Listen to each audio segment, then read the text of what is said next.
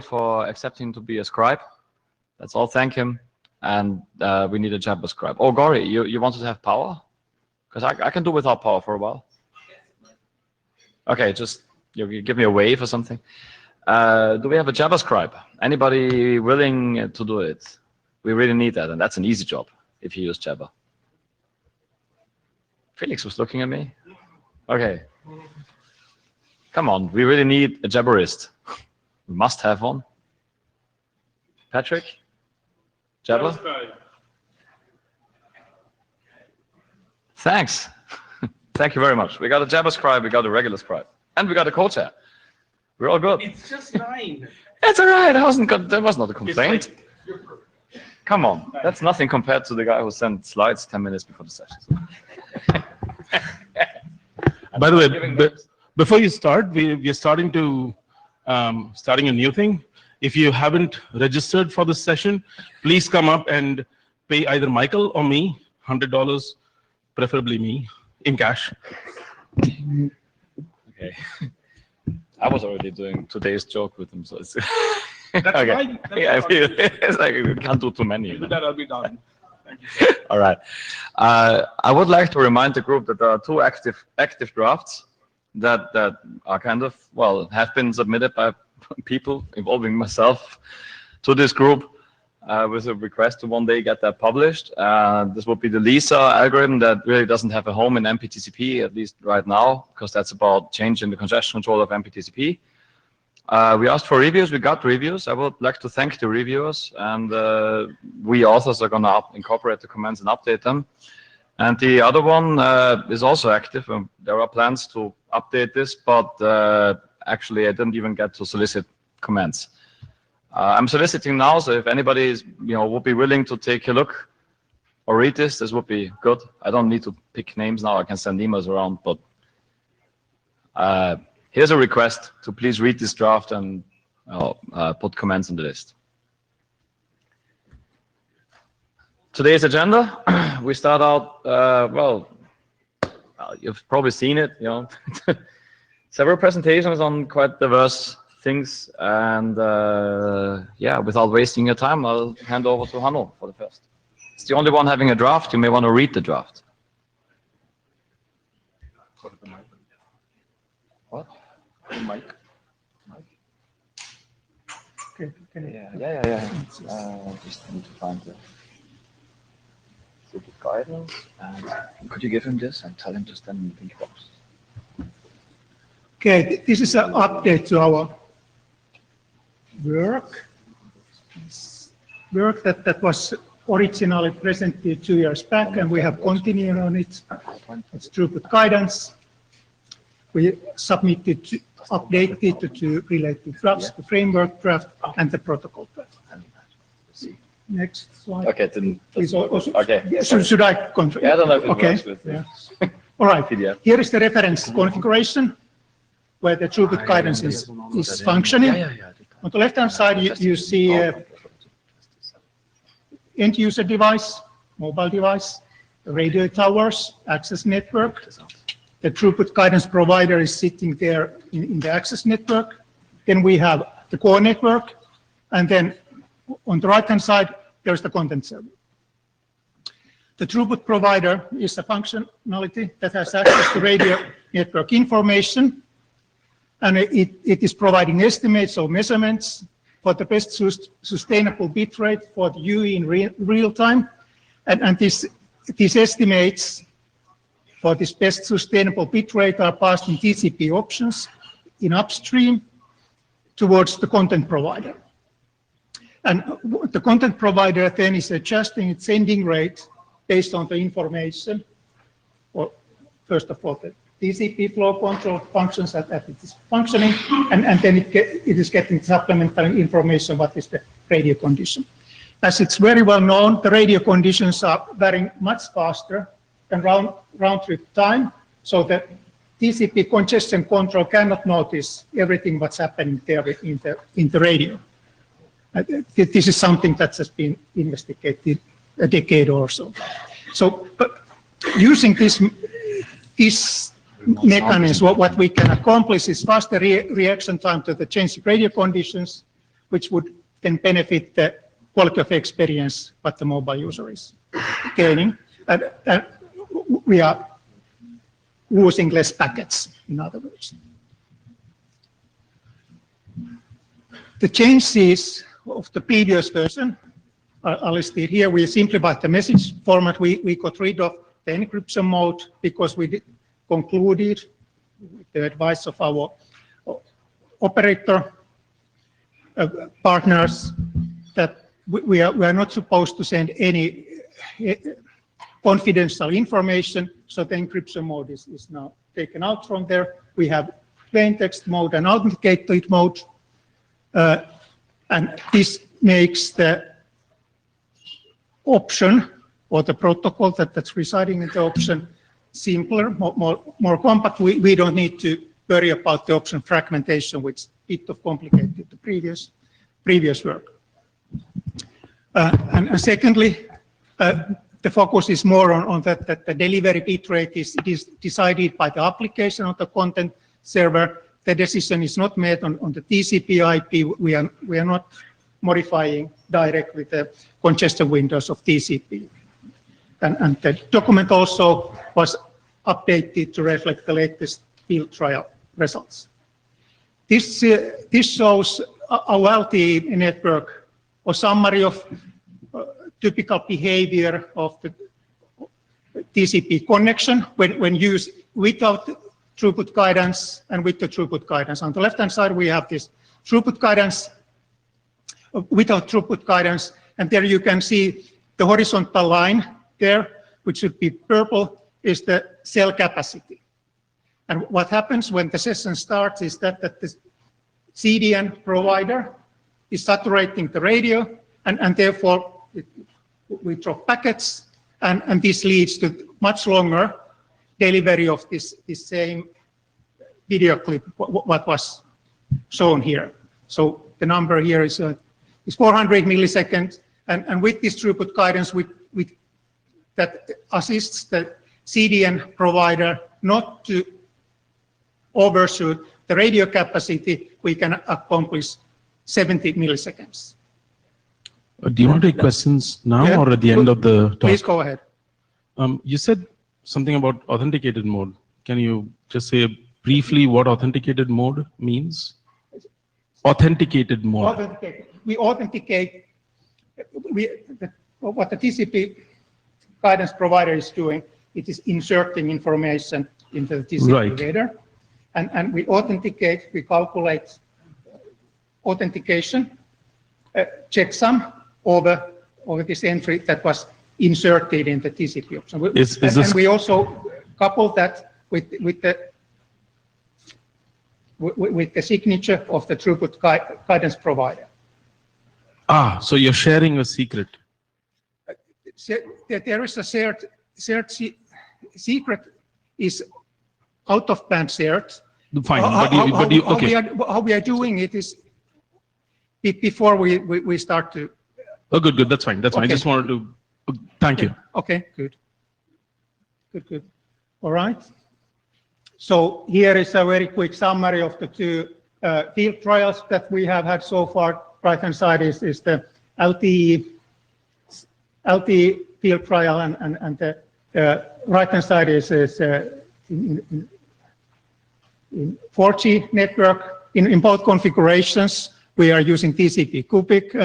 In the LTE, the difference is that the throughput guidance provider is next to inode Bs, whereas in 3G network, it is located next to the radio network controller. Both are in production networks. The 3G network was bigger, 1,600 cells were serviced. And here you see the results in LTE network, which was not optimized anyways. The rebuffering time was decreased of order of 20%. The corresponding number in 3G network was almost 14% in rebuffering time. The reason why this 3G network results are so much less in comparison to LTE is that beneath of this throughput provider, there was a Wasana dynamic resource management system that was optimizing the network. So it was already very optimized before we inserted this throughput guidance. Ingvar Johansson. One question about this, the round trip times with the reference system. It was about 400 up to 1 second or something like that. It seems like in the reference system without the throughput guidance. Is that correct? That sort of gives the indication that active queue management is not deployed in the network, or? I cannot recall that figure. Was it so much? Probably you are right. It is in that order. I guess one interesting comparison is to see what it would like if you have active queue management implemented in a network. Sort of get a side-by-side comparison. Okay. Okay. Good. Thank you. All right. I think that was the last slide. And if there are any other questions, I'll try to answer. Okay. So what we have 3 different implementations. Nokia has one, Google has one, Vasana has one. And these are in deployment environment. We are seeking for opportunities to get other vendors and operators joining and getting the benefits what we can demonstrate with this. Yes, go ahead. Mia Kulevin, 2 questions. One is like, how often are you sending this throughput guidance? Because I would assume that the throughput is actually changing rather quickly on a mobile network. Sure. And Yes. I'm not sure, and you have like the delay for the signaling until it receives the sender, like 1 round trip time. And I'm wondering if it actually makes sense, like how often does it make sense to send this information? We are sending it in every TCP ACK. We are not sending between these TCP. Like, but how often do you change the value you put in there? We try to be as real time as possible. The latest value is stamped in the TCP ACK options. And how much does this value actually cover the reality that you will see 1 round trip time later? Like, because you put a value in there and that's Yes. the current guidance, right? Right. And then after a round trip time, this value already have changed, but you have the value that was like from 1 round trip time before. Does it match well, or like how often does this value actually change in reality? That I don't know how often it is changing. Yeah. But it is much faster than this round trip time. Yeah, that's what I'm saying. So, Yes, yeah. I don't have figures. like, whenever you get this information at the sender, it's already outdated. Yeah. Well, it's something is happening in order to get these figures, so we can harvest some gains out of it. And the next question is, did the sender in this case always send with a full rate that was guided by the throughput guidance, or would it just make a decision based on its input, for example, to try and increase the data rate or whatever, and might not do it? Well, but this is an additional information. The sender can use this or not. Yeah, and how does the sender decide to use this data rate or not in your setup? For instance, in case of video, which is the primary application, if it has lower media rate at its disposal, it can drop the media rate matching the estimates. And it would do it immediately. So like with every new sample you would get, you make a new decision and you change your media rate. That I'm not qualified to answer that question. It sounds like you are making a decision on every ACK, right? Every acknowledgement that's Every ACK, received has. Yes, every ACK we are providing this info. Provided, by the way, provided that the estimate has changed. If it's not changed, we are not repeating this. So it sounds like it's happening on every ACK, and the decision is made on every ACK. Okay, then like my concern would be that if you change the data rate, like for example for video too often, you get a bad user experience because the user, like it's better to keep the rate stable, even if you're at a lower rate, than switching forth and back, because that will annoy the user. So well, these numbers are showing the other way around. You see the video resolution there. I cannot confront these numbers.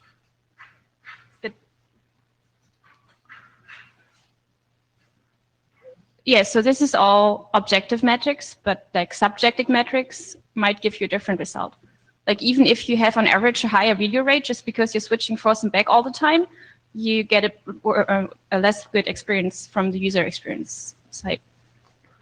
Okay, I cannot comment this. It's a subjective matter.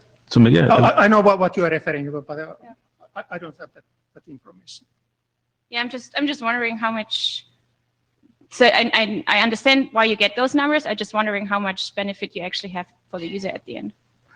I would say that it's really hard to decide. the rebuffer time is actually a subjective, not subjective, but a user observable metric rather than retransmission rate, which I was curious to see, but they didn't have Yeah, but retransmission rates here. There's also a trade-up. Like if you have, if you have very often rebuffering, it's super annoying, right? Like if you have like one big stall and then you have like continuous video quality, that might be better than having. Yeah, you're asking for a distribution of rebuffer time, and I think that's sensible. We all know it's hard to get the right metrics there, but like that also doesn't help that much at the end. So Okay, thank you. Very good points. We will return to this once I have the information. So I'll put myself in the queue without actually walking to the queue. You're doing it per ACK, which is fine. I'd be curious to see how the results change if you did it per request or per video chunk instead of on every ACK. Meaning, if you did the rate adjustment based on the feedback that you received over time between the beginning of the last video chunk to now, and at the beginning of this video chunk, you sort of set the rate. This is piggybacking on what Maria said, but to see if you can reduce the rate of feedback without losing the gains. Another question is, have you thought about how you might scale this model, or are you planning to limit the model to shared secrets that are manually shared between the data provider and the network device? Well, for practical reasons, and this is a business relationship between the content provider and the edge network provider. And how we have addressed this was based on how Google is doing it. And they have this, what would I say, center where they distribute these certificates. Okay. Igor Lubashev. Did you try this experiment with packet spacing enabled or not? Because it seems like packet spacing would let you have X spread out over the entire round trip time. Yes, what we have done it, I don't have the information. That's good. Yeah. Very good. So the numbers are with packet spacing? No, they are not. They are not. Seems like they might improve actually. Yes, yeah, I know. That's a good point.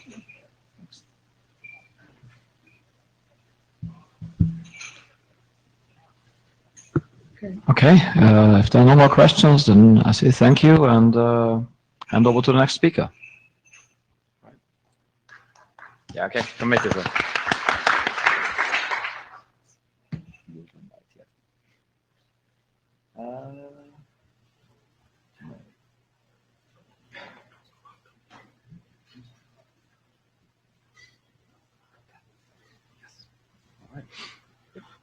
Hello, I'm Tommy Pauly from Apple, and I'm not a congestion control expert, so bear with me. I'm actually trying to pitch and solicit feedback for some work that's going on in the TAPS working group. I know a lot of you are already involved with that, but in case you're not, we'd love to get your feedback and input on this. So specifically what I want to talk about is approaches to how we actually practically deploy new protocols and new algorithms, and how the API models can interact with that. So first of all, what is the Transport Services Working Group, or TAPS, and why is it relevant to this conversation? So here's the charter for TAPS. These are the 3 different milestones. The first one was to define kind of what are the transport services, and that included what are the various transport protocols that are in use, so TCP, UDP, but MPTCP, UDP Lite, lots of other things, SCTP, as well as what are the different approaches to congestion control, what are the different styles of algorithm. So that has pretty much been done. That's an RFC. The second item is to specify the subset of the transport services that is interesting to kind of provide in a more generic form that we can use as essentially an application can come down and say, I want to have these characteristics. What are the available transport protocols as well as congestion control algorithms that it would be maybe good for me to use in this situation? And from a congestion controls perspective, a lot of the drafts in that area have focused on lead-bad and when we know that we are kind of a scavenger class of congestion control and when should we use that. But then the last item is talking about essentially when do we actually use these different protocols or congestion control algorithms? How can we have a mechanism via some API that application is using to choose between these, discover what's available, and actually make use of the catalog that has been built up. And so that's the area that we are just embarking upon now. And as we're doing so, it'd be great to get some more input from all of you. So this is just my list of 4 kind of different approaches we could have to decide to indeed use some new algorithm that we want to deploy. So the first option, of course, is decide that this is a good general purpose thing. Let's make it the default. And so that certainly works in cases of like, oh, we say we like TCP cubic. We think it's going to work well on the general internet. Let's just make it the default for all of our traffic. That's a lot harder to do for certain things. It's not appropriate for all algorithms and for a lot of protocols. If they're not widely supported on the internet or are going to get blocked, that will just not work. The next option is to have applications explicitly opt in. And I think that's what we see a lot of in general. I have a specific protocol option that I want to use. I specifically say, here's the protocol socket option, turn it on. And it's very explicit of an opt-in. The third option, which is kind of more the direction that TAPS is trying to go in, is inferring what options we should be using based on more abstract options. So kind of the classic example in this case is I mark my traffic as background or scavenger class, and then the lower level system can determine, oh, I support something like lead-bat. Let's turn that on for this connection because that's appropriate. But we can imagine that in the future, if we have better options, or if you're running over a protocol that has different semantics for congestion control, then it could choose a different option that made sense for that situation. So it's a little bit more flexible, but you have less direct control. And then the last option is not really having any explicit interaction with the client application, but have the kind of the system be aware of its path or its network, such that if it knows that I'm on a network that really wants to support this particular protocol or algorithm, then I can do that. Let's say I'm in a data center, and so I start using DC TCP automatically rather than having an application that's written to use that specifically. So some of the relevant drafts that I want to point out in TAPS that are quite new, there are drafts around doing happy eyeballs for protocols and protocol options. There is an effort called post sockets, which is trying to define an API level that is post sockets above and replacing the socket layer that hopefully can give us better semantics for moving into a world of more multi-path, multi-streaming, and message-oriented API semantics. And then I also have a draft around some software architecture guidelines for how we can do protocols that aren't going to ossify the network as well as our software stack. So I just wanted to highlight a couple points from these and then get your feedback on them. So first, regarding protocol ossification. So ossification is when we try to deploy something, but we realize that we can't because something either in the network or the software stack doesn't really allow us to evolve the network protocols we're using. So the classic example for network ossification is I essentially can only use HTTP over TLS on port 443 over TCP to do anything because so many middle boxes and firewalls would block anything else. But then there's also a large area in which we have ossification that comes from software implementations. So that's when we have an API that has caused applications to really limit themselves in what they're able to do, such that if there are innovations in the transport stack, they can't really be taken advantage of. So diving into those, of course, not all software inflexibility is incorrect. Sometimes we just have specificity, and an app really knows that it wants to use a very specific protocol. That's okay. The area that I'm more interested in trying to fight against is when we have involuntary inflexibility, in which the application has no better option other than specifying a very specific option. Let's say they explicitly opt into lead-bat or something, and then we decide later on, oh no, we have a better option, but they have already kind of committed to this very specific option, and maybe it would have been better to have a more abstract generic option so that the system could adapt to them. Right, so the conclusion from that is we should be very careful in how we expose options for protocol features as well as protocols overall. Certain areas like doing IPv4 versus IPv6, there's a huge transition problem for applications switching between those, so we should be conscious whenever we expose new features like that. I want to touch briefly on also the post-sockets architecture. We'll have a much longer discussion about this in TAPS, but please come to that. But as far as how this is relevant potentially to the congestion control world, so essentially we have, replacing the socket model, you have these things that are message carriers.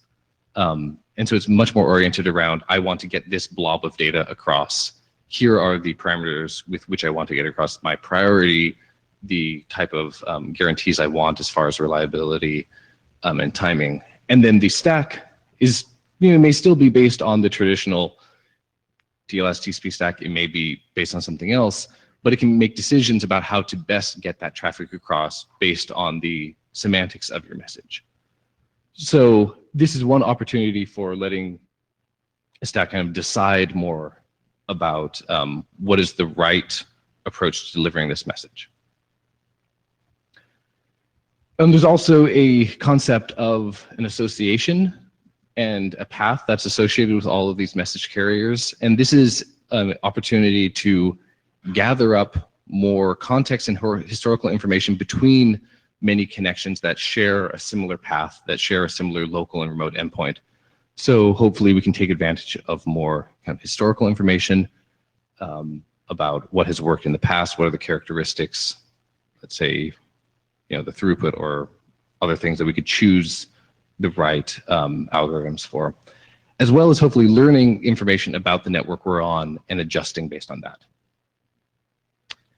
So the open questions I'd like to pose to you to either answer here at the mic or think about and come to TAPS and share there. What are the right APIs that we think for people to adopt new congestion control algorithms or new protocol options if they want to do that? So how should we expose that in the best way for these applications?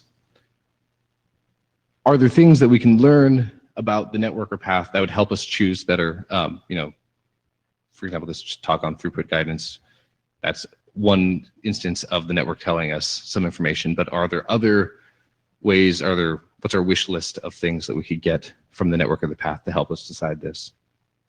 And to what degree does it make sense for systems to try to do heuristics around racing options or doing fallback between them or learning from historical data to deploy new algorithms and approaches safely in a way that's not going to be destructive to the internet traffic? So come to TAPS. It's going to be in this room on Tuesday. And does anyone have feedback?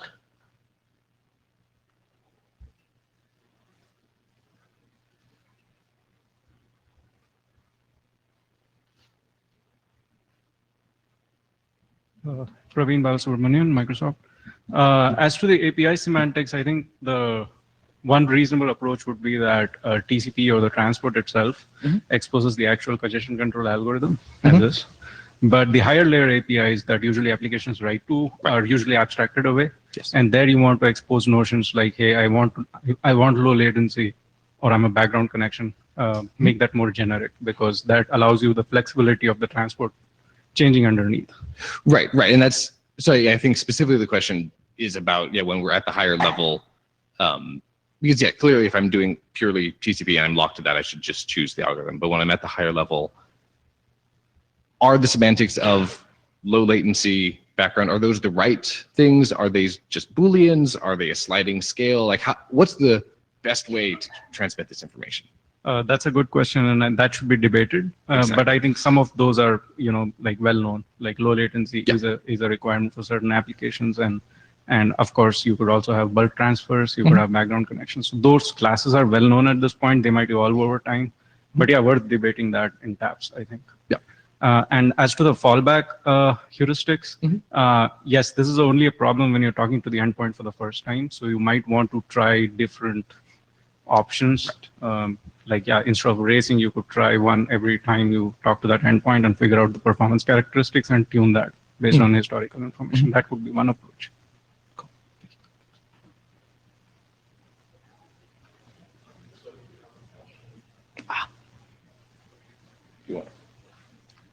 When we let them on the, Oh, someone in the queue.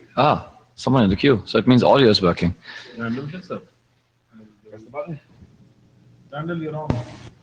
Hi, Randall Jessup, Mozilla. What thought has been given to how this would interact with connections that are typically done over UDP, WebRTC and others, and how things like Quick would come into this and other issues like that. One concern I have is like for example, low latency is an issue.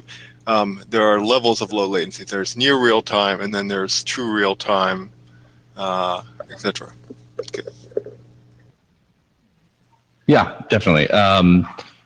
Right. So one of the goals of like PostSockets is to make sure that we do have the flexibility to run the RTC type protocols underneath it, run Quick underneath it, and have the right semantics around that. So that's something we're trying to figure out.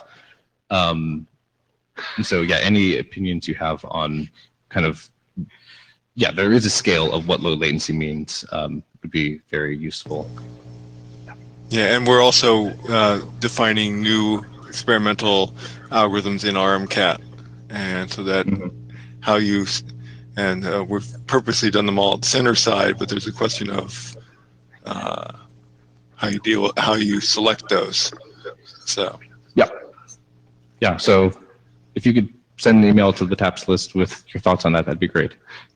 Okay. Thank you. Alrighty. Okay, another one. Christian Wiedemer. The problem there about this business of how do you express options. The classic problem is that everybody wants a pony. And so what you want is not so much express an option as in, I really want to have a low latency or I really want to have a high bandwidth, as much as express a trade-off.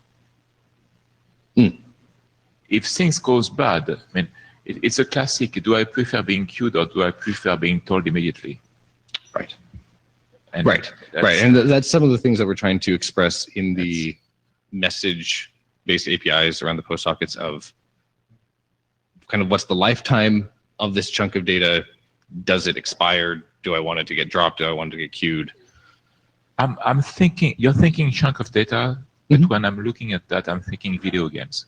And video games are this typical mix of, you really want that when you press the shoot button, the guys get shot. Yes. Because if it lags by half a second, you'll be dead instead of him. Okay. But you also want to get all this background information quickly enough that you can repaint the background of your game so that when you move in a new room, the room appears. And this kind of trade-off, I mean, it's more challenging than saying, hey, I have something like an audio connection that wants to have this audio thing, and I will choose between compression and losses or something like that. So what's the best way to express the trade-off? I would say that you should take the use case of a video game, which is, I mean, take a notional video game, and look at what that does, and look at how you do that. Okay. That sounds good. Do you have any ideas for how that might look like if you had an API? Because I mean, video games typically tend to have this sort of underlying everything that they build. I mean, I've seen, for example, Quake 3 had this ACK mechanism that would, subsume previous ACKs completely, even if it was dropped. And it's similar to TCP, but these are different packetization and different framing. Well, yeah, I mean, my high-level suggestion is that we have this model in congestion control and network control of basically two big applications. One is the web download, and the other one is the video connection. And at some level, if we took the model of the video game connection, which has both problems and need to arbitrage, it will be a richer way to define the APIs. That's a good point. Thank you. I'll throw in one more thing. There's a third type of application, and that's always, to me, the confusing one. And this is video conferencing, because it's both latency sensitive and it's bandwidth hungry. That always makes it tricky. It's very much a trade-off. Yeah, Kulevint.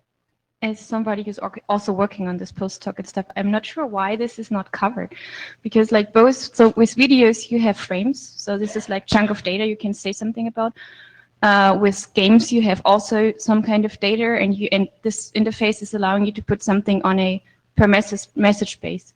And then the only decision you have to make is you might have multiple connections to the other server, so you have to make a decision which connection to use.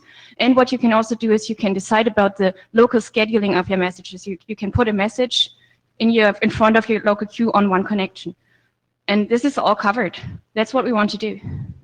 Yes, I think it's worth going through the exercise, though, of making sure that the semantics of the relative trade-off are clear enough that you don't shoot yourself in the foot rather than shooting the person on the other side of the video game. I mean, so one thing is you should actually implement it to see if you're missing something. Yeah, exactly. And the other thing is that interfaces you can just design interfaces wrongly because everybody has own needs. So you have to make a decision at some point.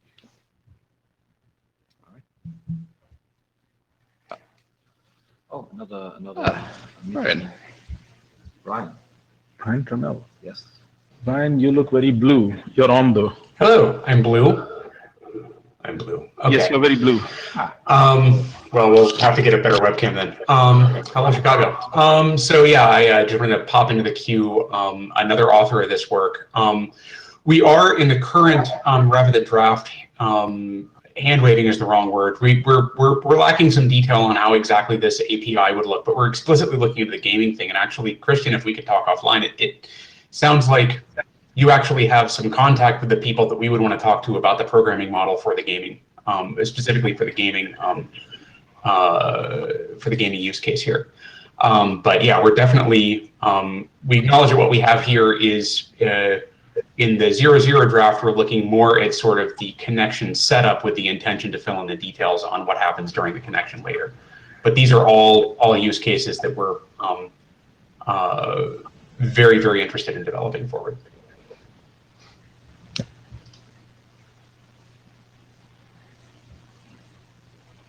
Cool. Okay. Is that another question? All right. Jim Roskind, Amazon. I'm just trying to put it all together.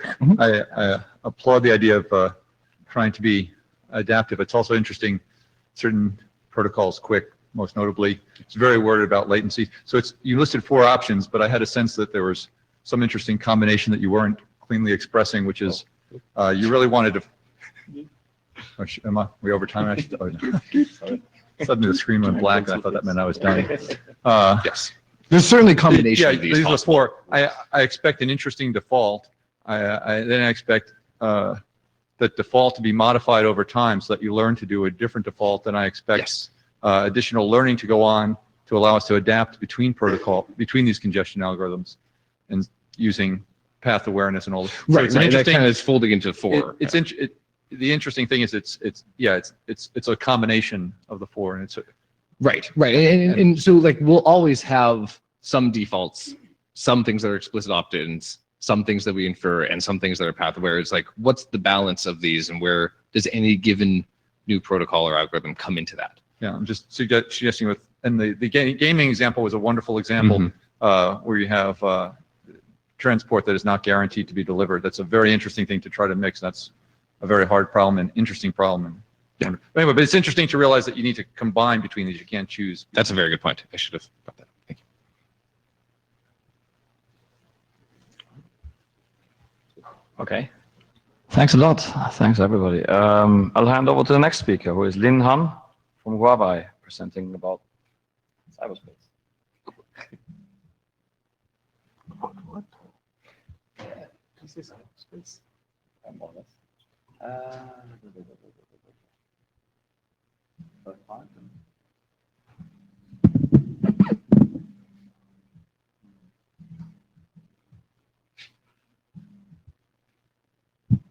So, good morning, everyone.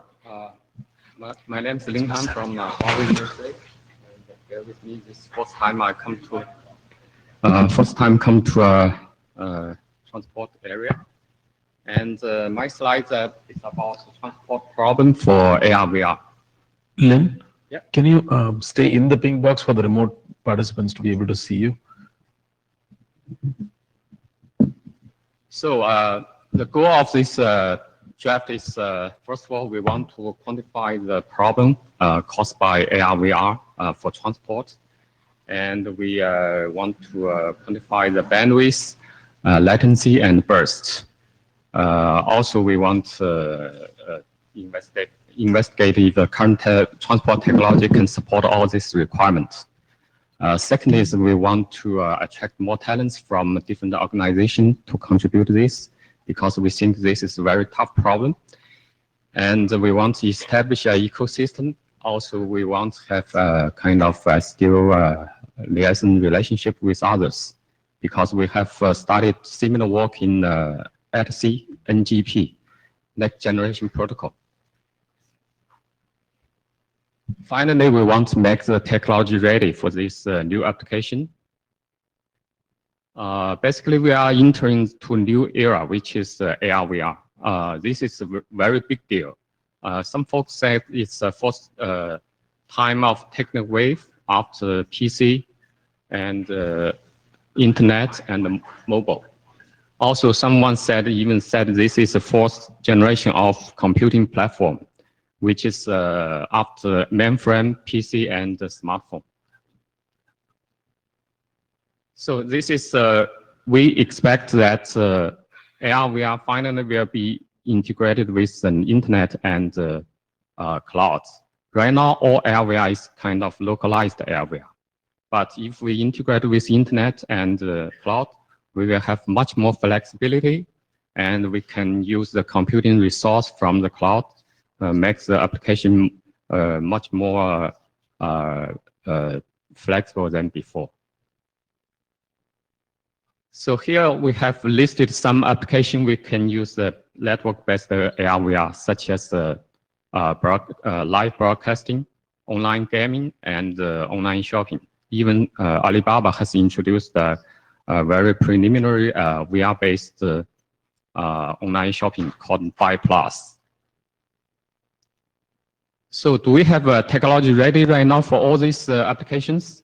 Unfortunately not, because network-based AR/VR needs technology in each area is very, very advanced, from sensor, from computing, to display, to power consumption. Each area is very challenging, including the network. So next we will see what's the requirement for network part. So basically for network, we need to analyze the bandwidth and the latency. So for the AR/VR, it's like kind of interactive video gaming. So for this kind of application, the bandwidth is determined by the bitrate. So bitrate is a raw video bitrate, which normally is after compression. So the compression is like to introduce the noise to the image. we have a different method to access the quality after compression. People always want more compression to lower bandwidth. But if you have more compression, normally the quality will be degraded. So we need to use some measurement to access the quality. Normally we use PSNR to measure the image quality. So PSNR will compare each pixel by pixel for each image. Unfortunately, right now the bitrate doesn't have exact formula because it's related to so many factors such as size, FPS, color depth, and transport model, and even the other factors. So here we list some experimental results from other magazine. We can see that PSNR will be related to the bitrate. So normally for the color depth like 8, the acceptable PSNR is about 30 to 50. If we have higher color depth, we will have higher PSNR. So even we don't have the exact formula for the bitrate, we still have some experimental formula. So first one is that from H264. Second one is the more generic one, which is depends on the image size, color depth, sampling coding method, and also the FPS. Finally, it's related to a compression ratio. The compression ratio is kind of experiment data. So here we display 3 types of the video, 4K, 12K, and 24K. Also, we choose 2 types of display. One is called the full vision display, which is a 360 times 180 degree display. And the second is HMD. We use HMD to view with smaller view angles. And both types have same PPD, pixel per degree. And the last one will have the maximum PPD is about 64, which is corresponding to a Retina display from Apple.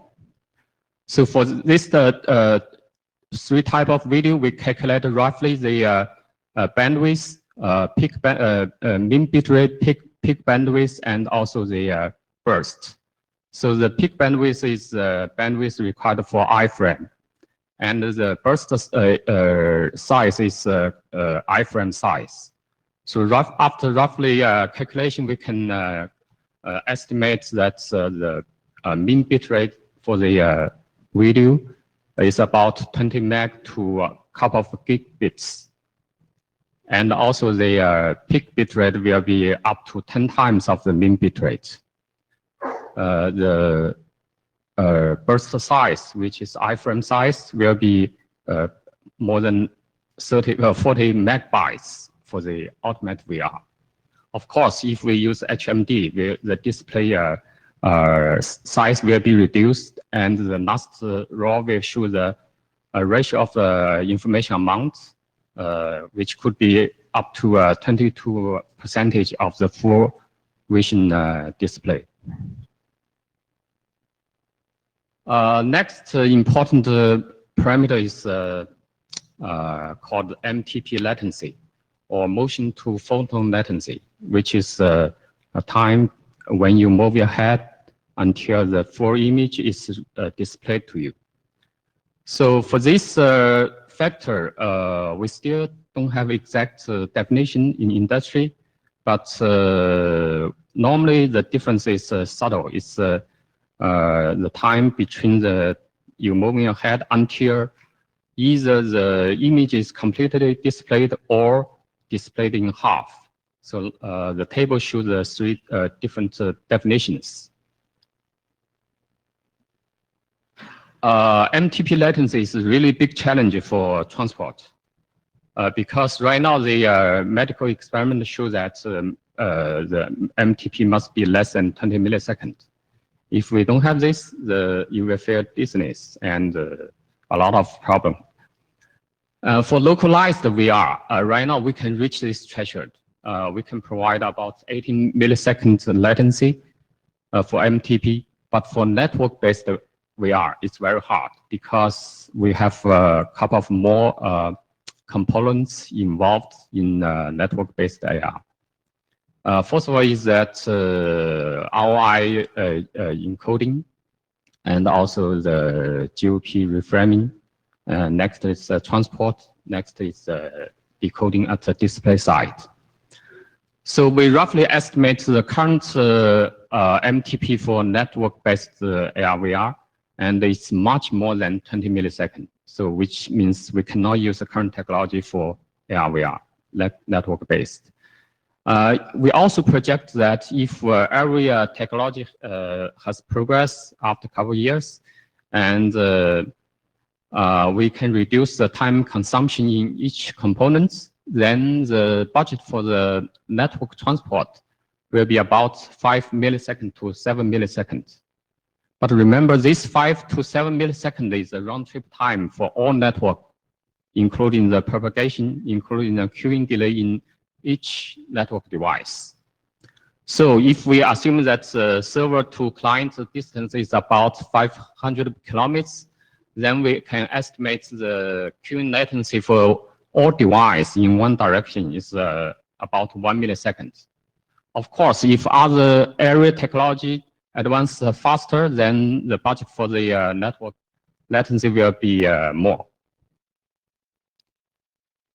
So as a summary, network transport has to support high throughput, ultra short latency, and high burst. And the network quality will greatly impact the user experience. The AR/VR is different, like we're watching 2K or 4K video, which has much higher tolerance for the packet loss. For AR/VR, that tolerance is very low. If you try the HMD, you will feel it. Because bad quality in the network cause a delay or packet loss, it will lead to the cyber sickness for the user, which is a very bad feeling.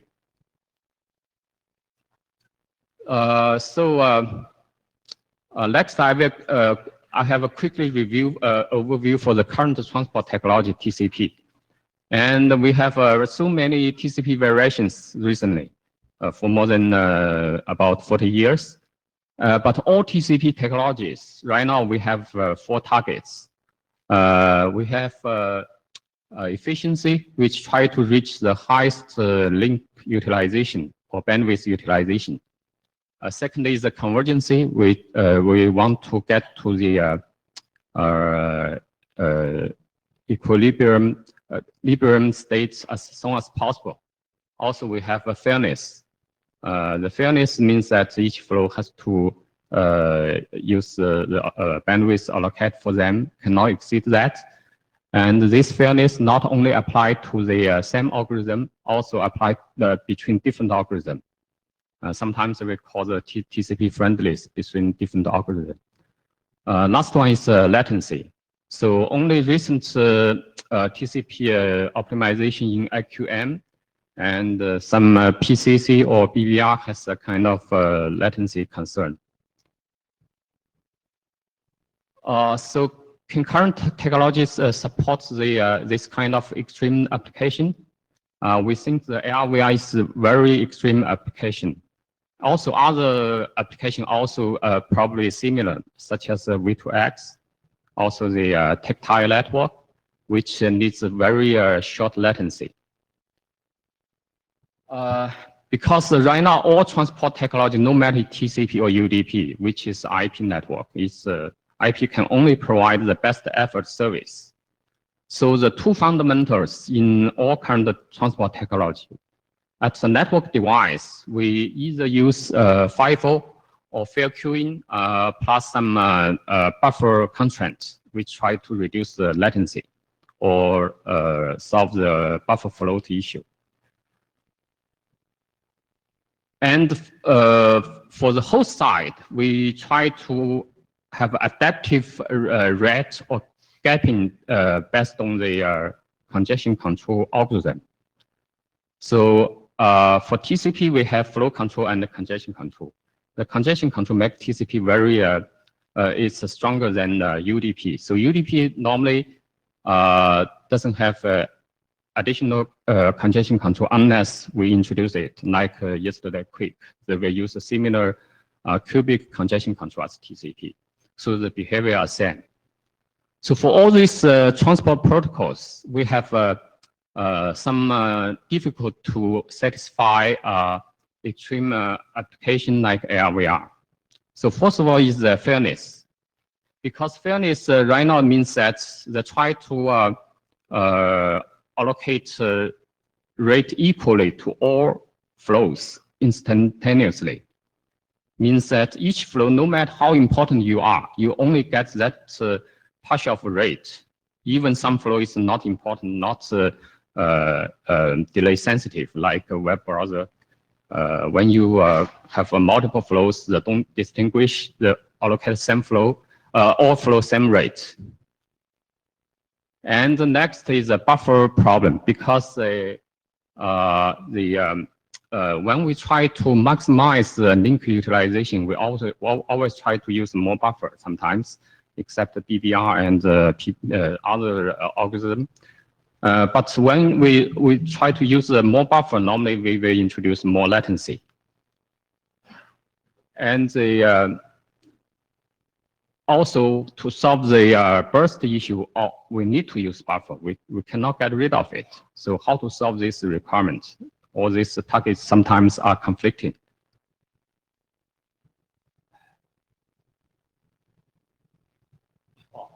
Next is the control. Control means that right now transport congestion control is most of them are reactive. Means that the detected congestion depends on the either RTT or packet loss.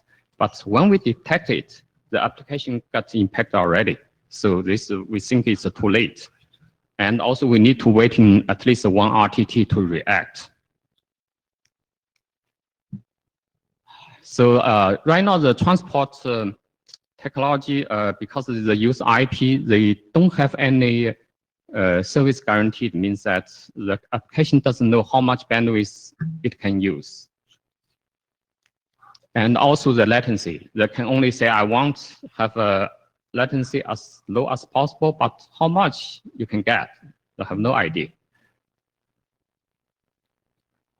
Next is about our perspective solution. Basically, we only think right now. We only think from high level. First of all, can we solve this problem without network assistance? Means that we use traditional congestion control or other algorithm. Can we provide this support for AR/VR? We think it's probably very hard. Of course, we want to see if any people in industry can provide this genius idea to solve this without networking involved. But if we have network assistance, how can the network device help? From perspective of vendor side, we want to do more for this regard, because we think the network device definitely can provide more to the transport technology. So first of all, the idea is that probably we can allocate more resource to some spatial application or spatial user or even spatial flows. So this is a direction, what we think. Of course, to provide this support, we need to think about the compatibility, performance, and scalability. Finally, we need to think about the net neutrality, because we have to comply to the net neutrality regulations. So this is my slides.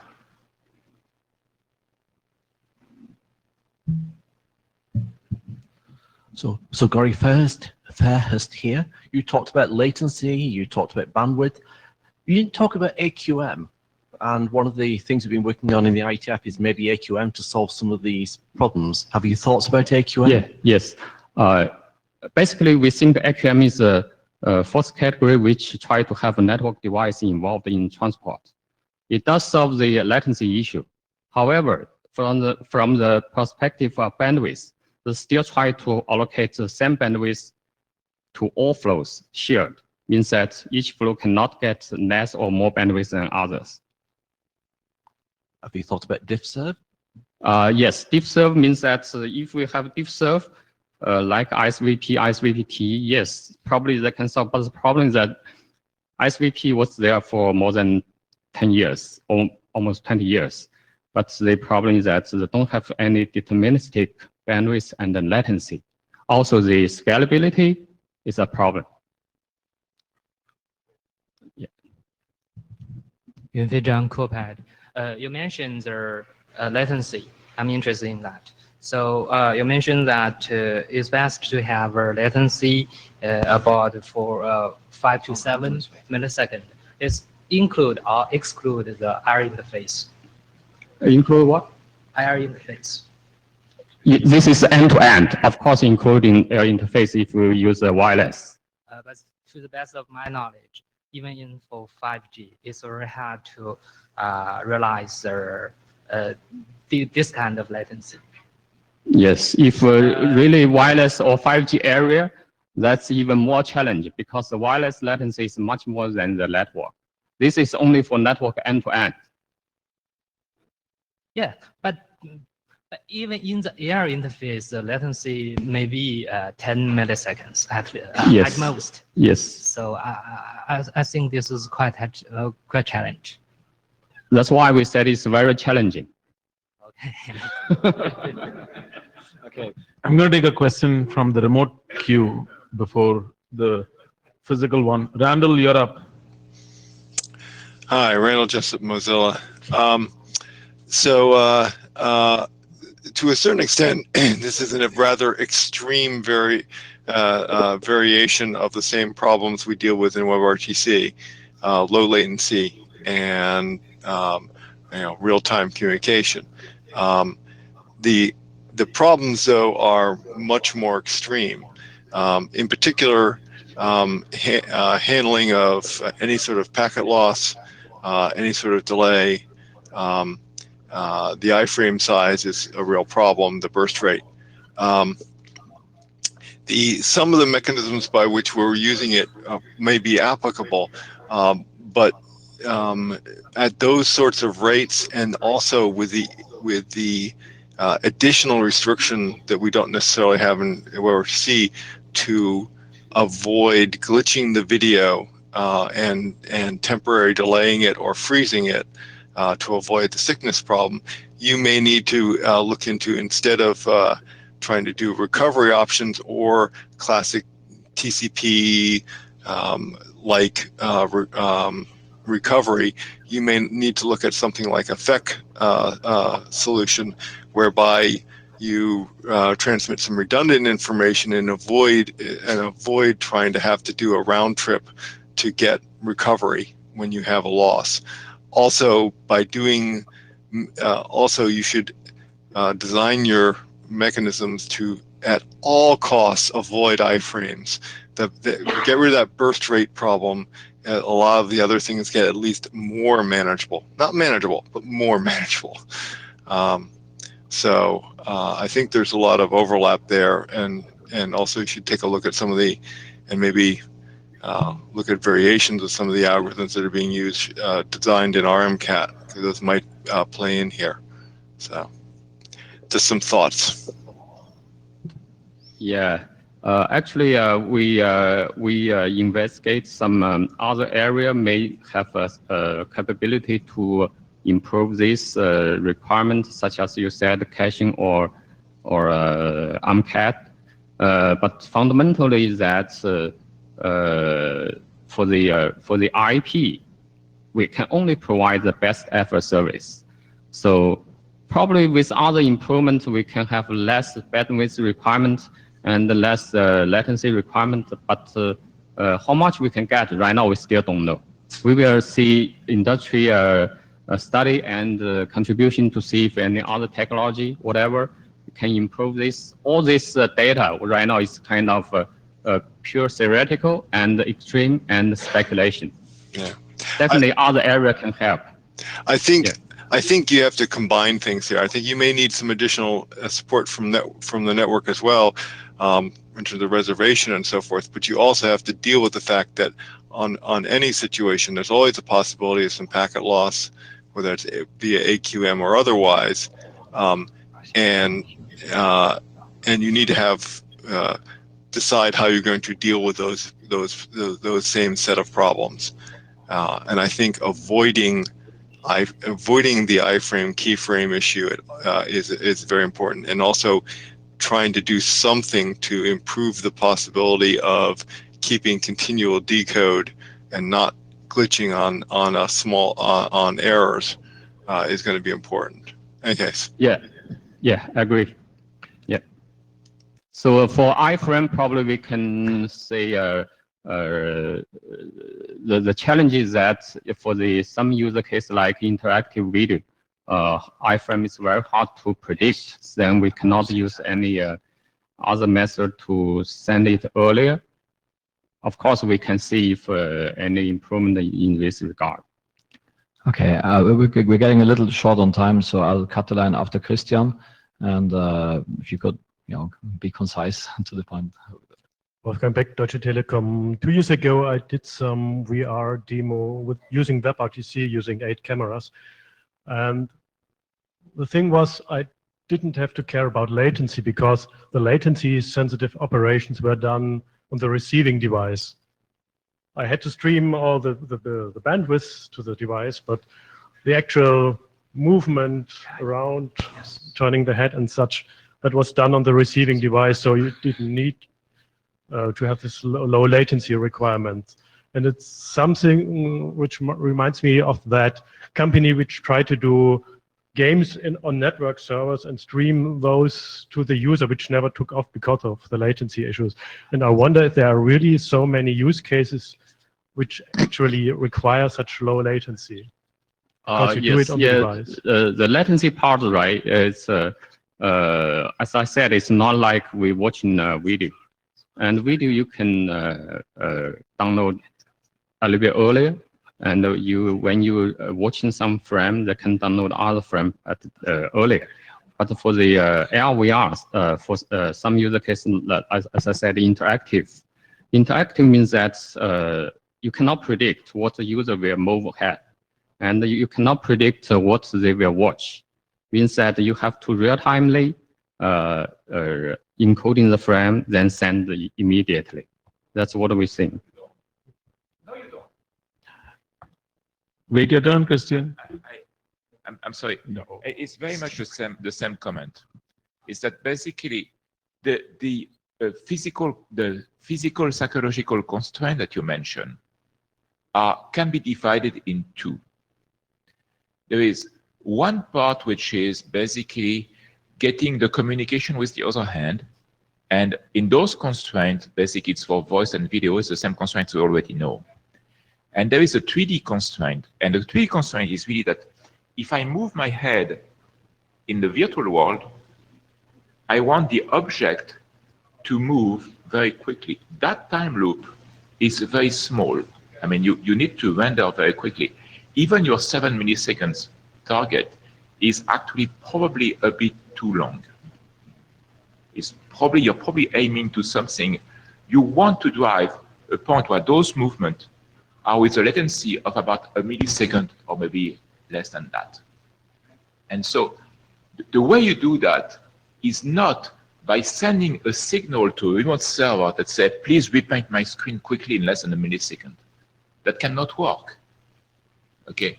What you have to do is that what the remote server sends is effectively a 3D object.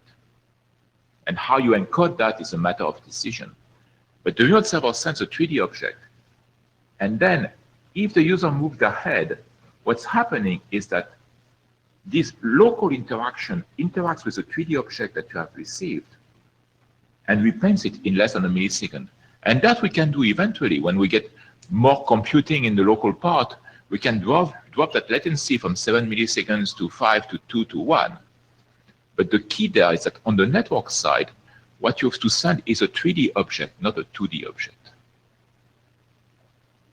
Yes. definitely we have many ways to reduce this requirement, as I said. For example, when we have interactive game, right? Maybe the environment part, the image doesn't change. You can send earlier. But some actions, some images definitely is related to the user's action.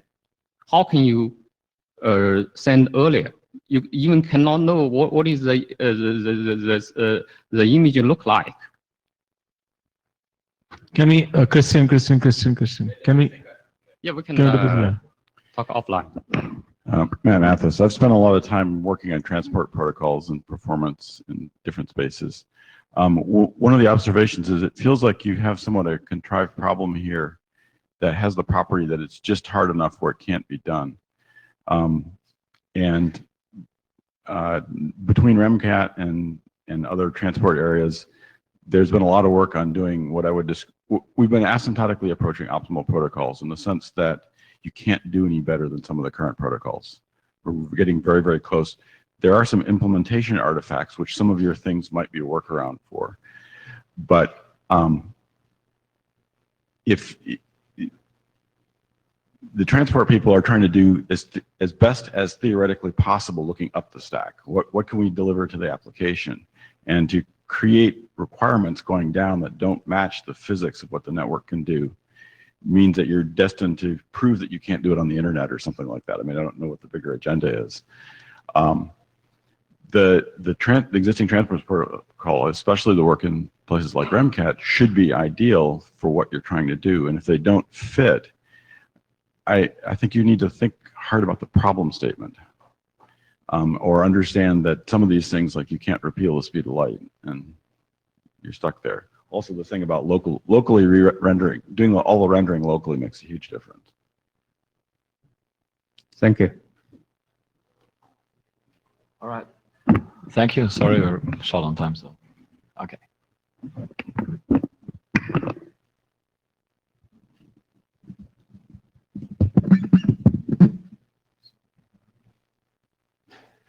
Hello, my name is Koen de Schepper. I'm sorry. The talk is about an update on L4S and more specifically on TCP Prague. So up to now, in the area of L4S, we have been mainly focusing on the dual queue, on the AQM part, the network part. So we have managed to get with data center TCP low latency, low loss, and compatibility, at least Windows compatibility with the classic TCP. We managed to optimize also the AQM, pi square.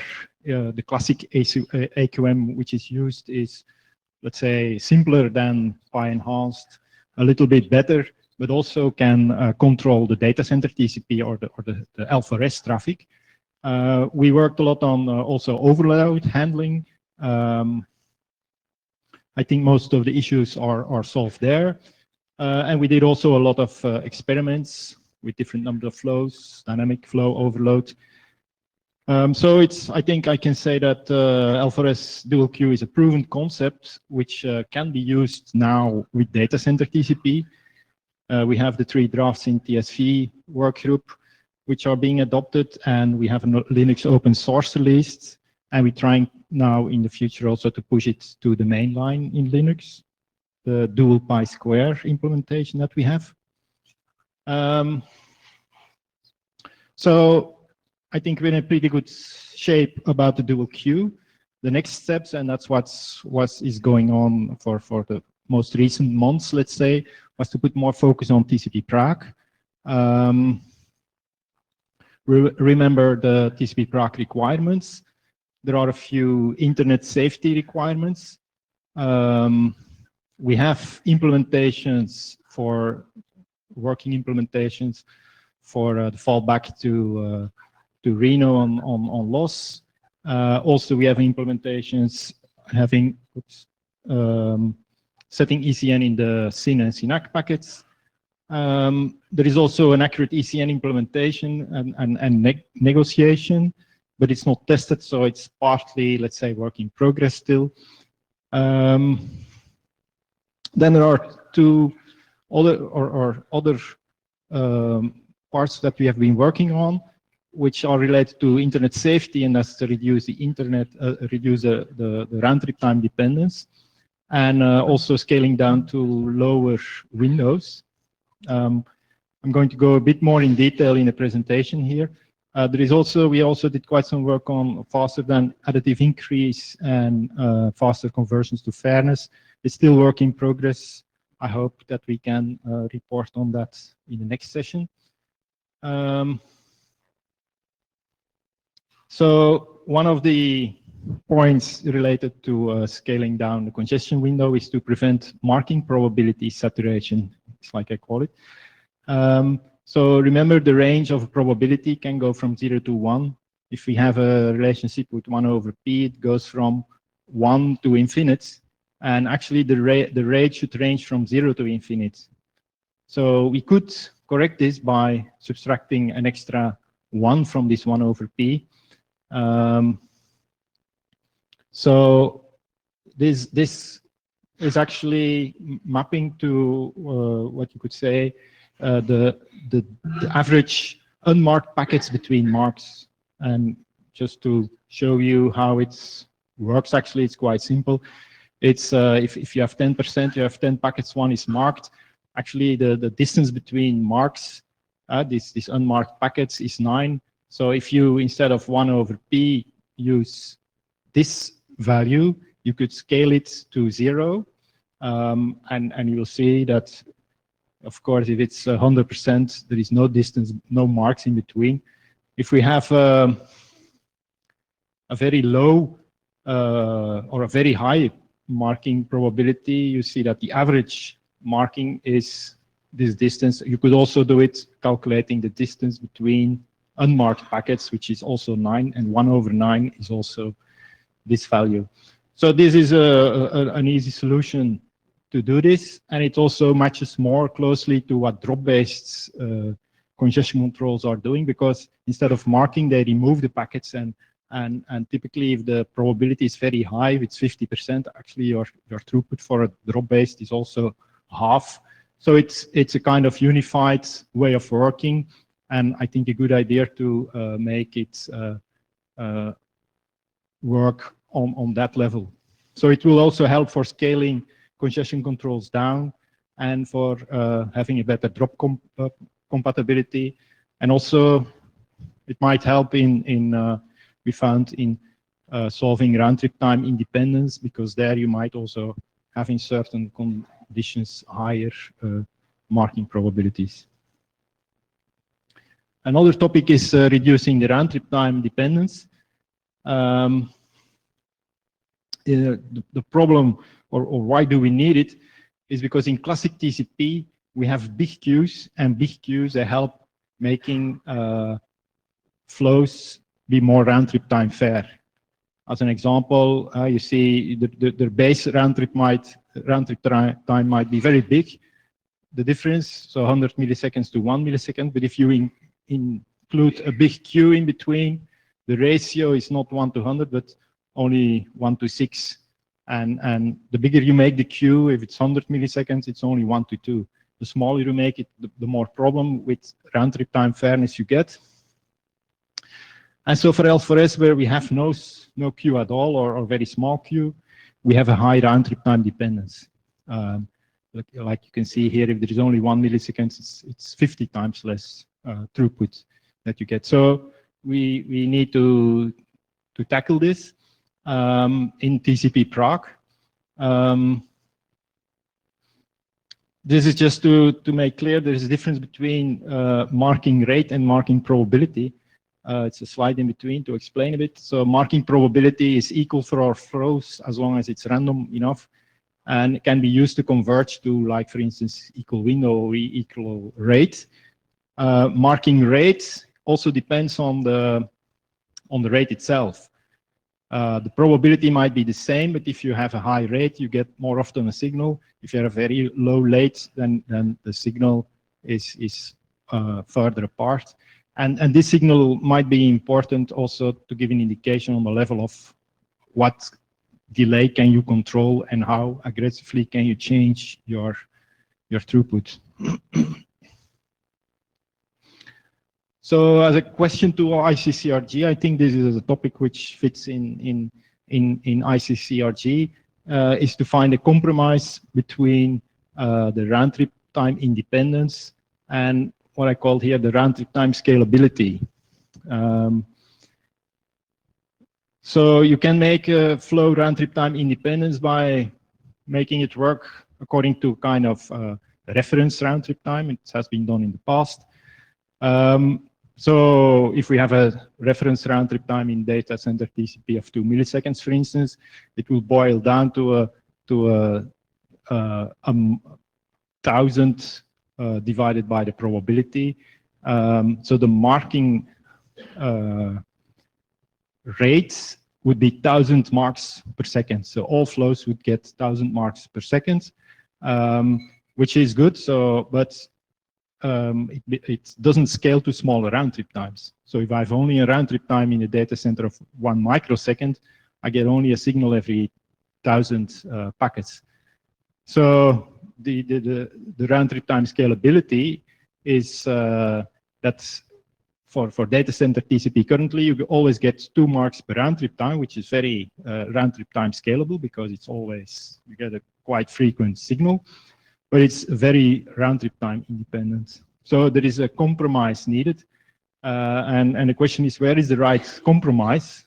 So currently we are here in data center TCP, and it's round trip time independent, but it scales very well and it converges very well. But we can make it less dependent. That would mean that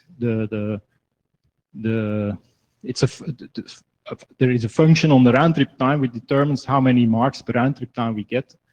And the higher the round trip time, the more marks per round trip time we could allow. And that would be a compromise zone, but we can't go too far because if we really make it fully round trip time independence, we get this constant marks per second and we don't have round trip time scalability. Another option is to make the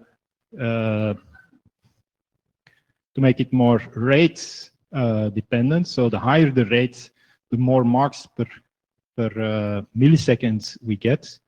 So it makes sense because if we have a very low rate, we don't send a lot of packets, and we can't get a very small queue. So the marking signals might be further apart. If we get a very high rate, we can achieve very low round trip times, and we have a lot of packets, so also a lot of packets to put marks on. So that's another zone of a compromise which we can work in, but we also can't go too far there because if we have full round trip time scalability and round trip time independence, we get actually a constant marking probability for all rates, so it doesn't converge anymore. So there are kind of 2 zones that you could say are interesting to solve this problem. I tried to map it into a graph. I'm not going to explain too much about it. The thing is that this line is where we have round trip time independence. So the further away from this line, the more difference or the more the influence of the round trip time is. Like in Reno, it's very round trip time dependent. Cubic is less round trip time independent, and data center TCP is typically depending on whether it's a step or a smooth marking probability. It's on this line. The step is here, and the smooth marking probability there. This line is between non-scalable transports. This line is a scalable transports, and this is, you could call, hyperscalable transports. So the discussion, the 4 or 5 steps we just shown was, we start here from data center TCP. We have here this first zone where we have scalable transports, but less round trip time independent, or more round trip time independent, let's say. Not in this point, but then we could also get it up and avoid this point. So somewhere in between here or maybe here, there are all ranges of compromise zone, let's say. So related to the dual queue discussion topics, so we there are, well, mainly of course the discussion about round trip time independence has mainly impact on how to do the coupling, and there was some discussion on the coupling, and I think we can split it in 3 topics. The first one is do we agree that the classic TCP is 1 over square root p? I think everybody agrees that this is mostly the case. The biggest concern is, yes, but what in the future? How will it evolve? That's of course also a problem for congestion controls that want to evolve in the current internet. So we are kind of stuck with this. So it's available. It's there now. The coupling factor. So that's why we have the square here. Another part is this TCP Prague. Currently, we say data center TCP is twice as aggressive as classic TCP, which is squared. So we can get window equality there. Will TCP Prague also be twice or maybe another factor? That's still an open issue. And then the round trip time independent relation might also change this factor, that if we decide on a reference round trip time or more or less, we also might have to adapt this. So this work is also important to further define or at least provide the necessary options that support a decision on TCP Prague. Another maybe less related one is whether the step threshold is sufficient enough, or do we need, so if it's only alpha-REST traffic, is this on-off marking like in data center TCP enough? Or will we also, there are people arguing that it might be useful to also have another AQM, whether it's need to be standardized or not. It's well, at least we have been working on looking how can we optimally use step thresholds, and some of the disadvantages. The advantage is it's very simple and it's immediate, but we also have been looking of how can we exploit the simple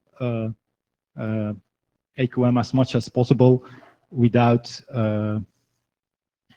or at least from an end system, that we can remove a little bit the disadvantages if there are. Okay,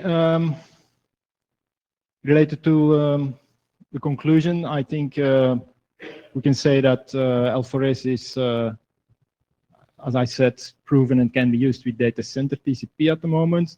Of course, there is for alpha-REST an opportunity to have new or existing improvements.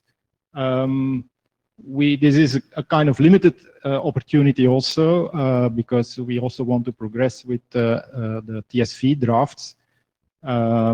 So a call on, if you have ideas or you think that certain improvements are important, can we bring them together with alpha-REST and dual queue? We still have the opportunity now. If so please let's hear if you have ideas. Also think and discuss about the RTT fairness. We will be releasing a supporting paper about the round trip time fairness I have discussed, and maybe if there is interest, we can set up a design team around this. And also a call, of course, is the next meeting will be in Prague. So it would be nice if we can have and show some results about TCP Prague requirements, and maybe even have an implementation by then. Okay. Okay, any questions?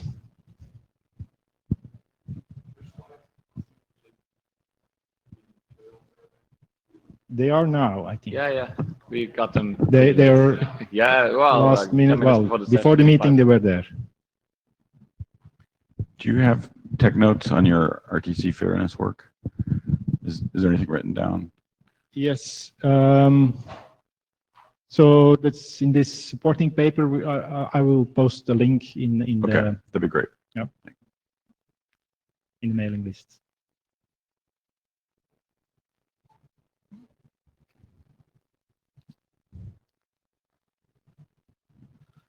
So, Gori, first, I like the idea of going to Prague to discuss Prague. How likely is it that a group of people will be able to actually see some form of document that they can get inspired by the next meeting on TCP Prague? Yes. Well, we are working on this in a bit behind the scene, let's say, with many people. So if you're interested, we can always share this. I might maybe put some information on the L4S or the TCP Prague mailing list as well related to this. So probably share some results also in more detail. But if you're interested anyway, you're always welcome to contact me, and I'm happy to share. And if you're interested in trying out ideas or things like that, I would say. Well, of course, the answer to all those questions is yes. And I expect many people in the ICCRG will be interested as well. So, yeah, thank you for showing the presentation. Ingemar Johansson. I believe this work is very sort of interesting in light of the previous presentation about AR/VR, and especially it solves the latency issue. It doesn't solve the burstiness issue, I believe, but so that could be well worth sort of taking into consideration. Which issue? Sorry, it didn't solve the what issue? Burstiness. Yeah. Okay. Yeah, burstiness. Yeah. Yes. Yeah, so the sort of application layer burstiness and keyframes and that stuff, and that probably you have to solve by other means. And yes. Besides that, and I've been experimenting a bit with these TCP Prague-like algorithms, and what is interesting is to see that it can fit well with future new radio and 5G applications, where you can have millimeter wave access, where you get a very high bit rate for a few seconds. Yes. And it can bit rate can drop down real fast, because you can get them to respond real quick, but you can have issues with convergence and that stuff. But very interesting work. Yeah, we have some at the moment promising looking mechanisms to get fast up to speed and going down again, but it's a bit preliminary to show it here already. But if you're interested, well, we are in contact, so we definitely can discuss about it.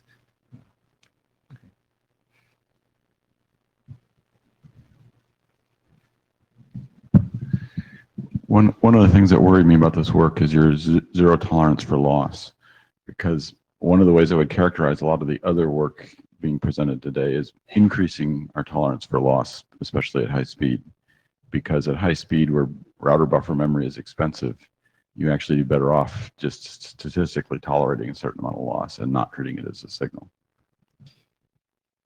Yes, but maybe also the round trip time independence will solve that, because the problem now is that if you have a big round trip time, you're very sensitive to loss, and especially if there is a higher rate. So if you make the round trip time independence, a bigger round trip time is also better resistant, let's say, to a high level of loss as well. So we can also do the dependency there on the loss combined with the signal. So it's a kind of they help each other. Yeah, but I've been fighting a narrow definition of fairness for many years. So. Sorry, you? I've been fighting a narrow definition of fairness for many years. Yeah. I have come to be convinced the real issue is making sure you don't have things like starvation, which is a completely different bar than fairness. Yes. Yeah, but I agree. It's a good point to think about, and BBR is one extreme, like saying we should actually ignore it or not respond to it most of the time or at all. I'm not sure how it works exactly, but I suppose in the next presentation there will be more details about it as well. Okay. Thank you. All right. Thank you. TCP Prague will be present again at ICCRG Prague, I guess. Maybe we won't. We'll see.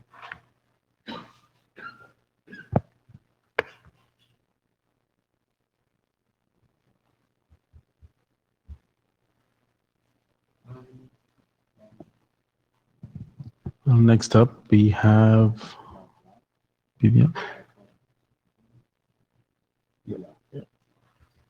We have BBR, Yu-Chung Cheng and Neil Cardwell from Google. A quick note, it's Neil's birthday today, so please wish him and embarrass him wherever you can find him. Hello, everyone. I'm here to start the BBR presentation. It's a joint work with Neil, Stefan, Sohail, and Ben at Google. And we have a public sort of mailing list forum listed there, and you are very happy. You're very welcome to subscribe to that to get all the latest information about BBR development. Next slide, please. You want to do this yourself? If you want to. Self-service. If you want to. Sure.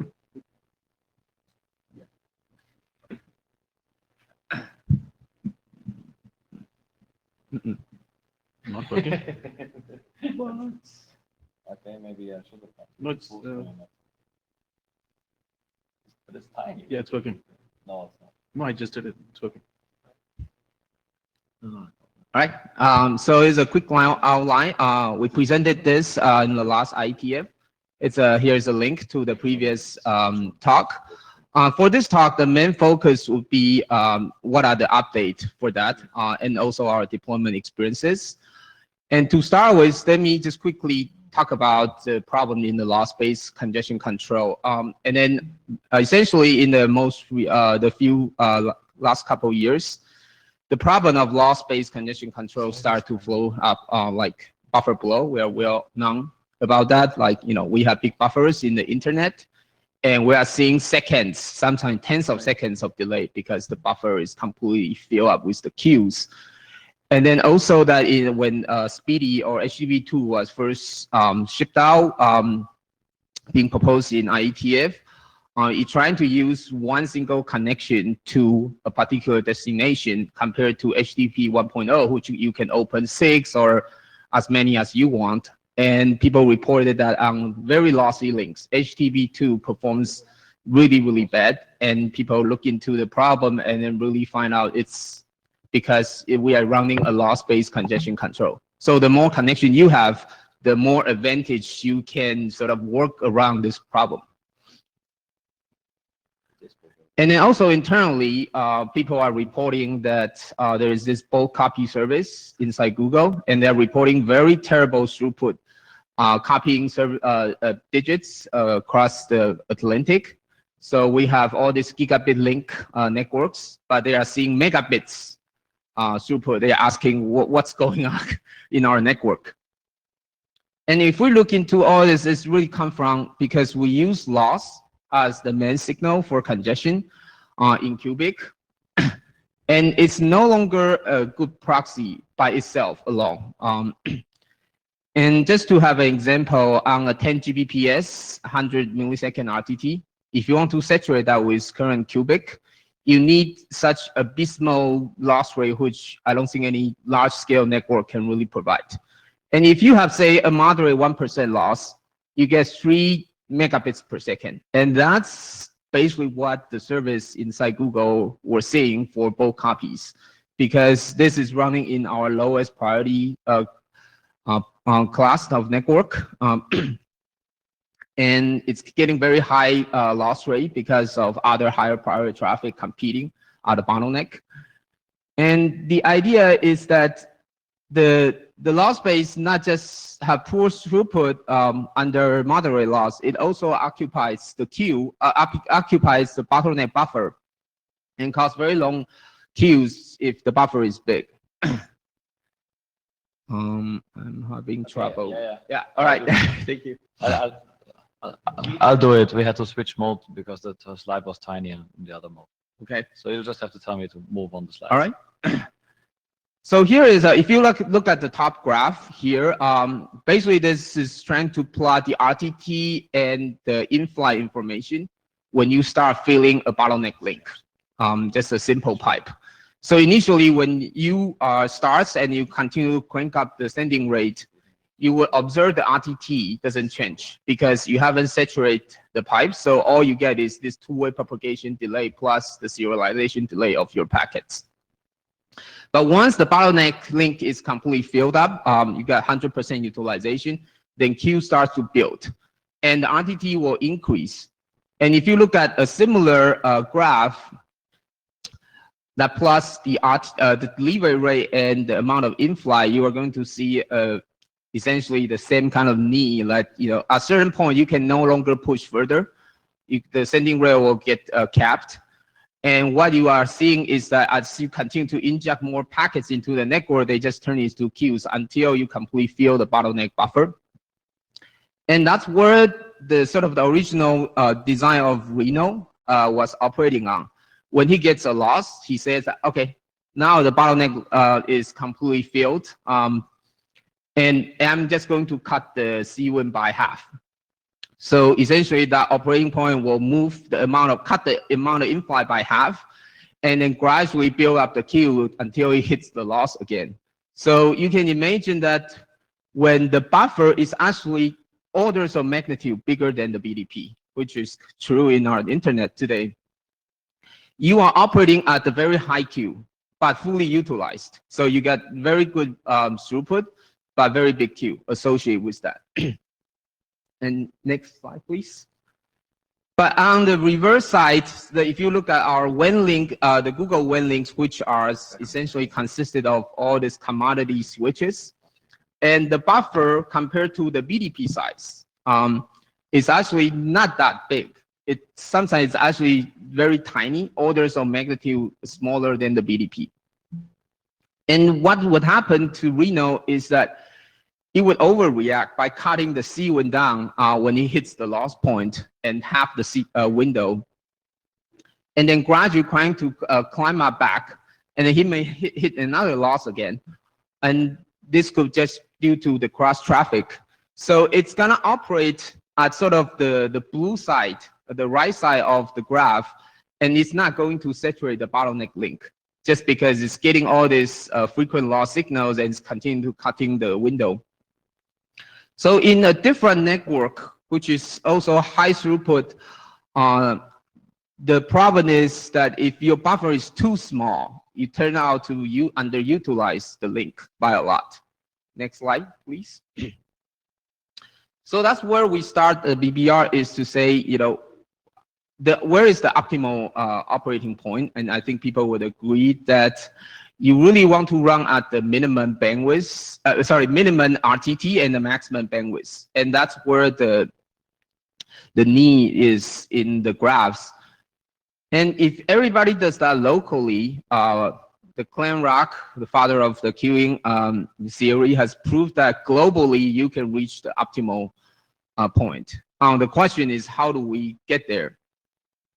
And the idea, what BBR tries to do is that in order to learn about the optimal point, right, which the amount of in-flight is BDP and the RTT is the minimum, then you kind of need to probe on the both sides of this knee, basically the right side, which is, you know, you're running underutilized, but you're seeing the minimum RTT, and also sending about more than the bottleneck bandwidth, so you have saturated the bottleneck, and then you get to know the maximum bandwidth. The only way you can know what the maximum capacity is by getting there. Otherwise, there is not a good way for you to learn about that. And BBR's approach is exactly probing at both sides but we want to minimize our time in the right side because that means underutilizing the link. So we're trying to put a spend only a small percentage of time on that side. Next slide, please. So BBR stands for the bottleneck bandwidth and round trip time, like what I just talked about. We're trying to model the network paths. And I think the most important parameters is the bandwidth and the RTT. And we dynamically probe the two dynamically probe the bandwidth and the RTT by switching on the to both sides. And we apply a sort of a window filter to that, meaning that when we get an RTT signal, we feed it into a window to min filter to get the minimum RTT. And we do that the same thing for the bandwidth, except we use a max filter. And we sequentially do that because there is no way you can sort of see both min RTT and max bandwidth at the same time, unless you are right at that point, which is very hard to get because you are always on either side of the curve. And we paste this at the estimated bandwidth. They say BBR think it's a 10 megabit link rate. Then we essentially use pacing in Linux. This would be the FQ pacing Q disk. So it's actually a rate-based congestion control.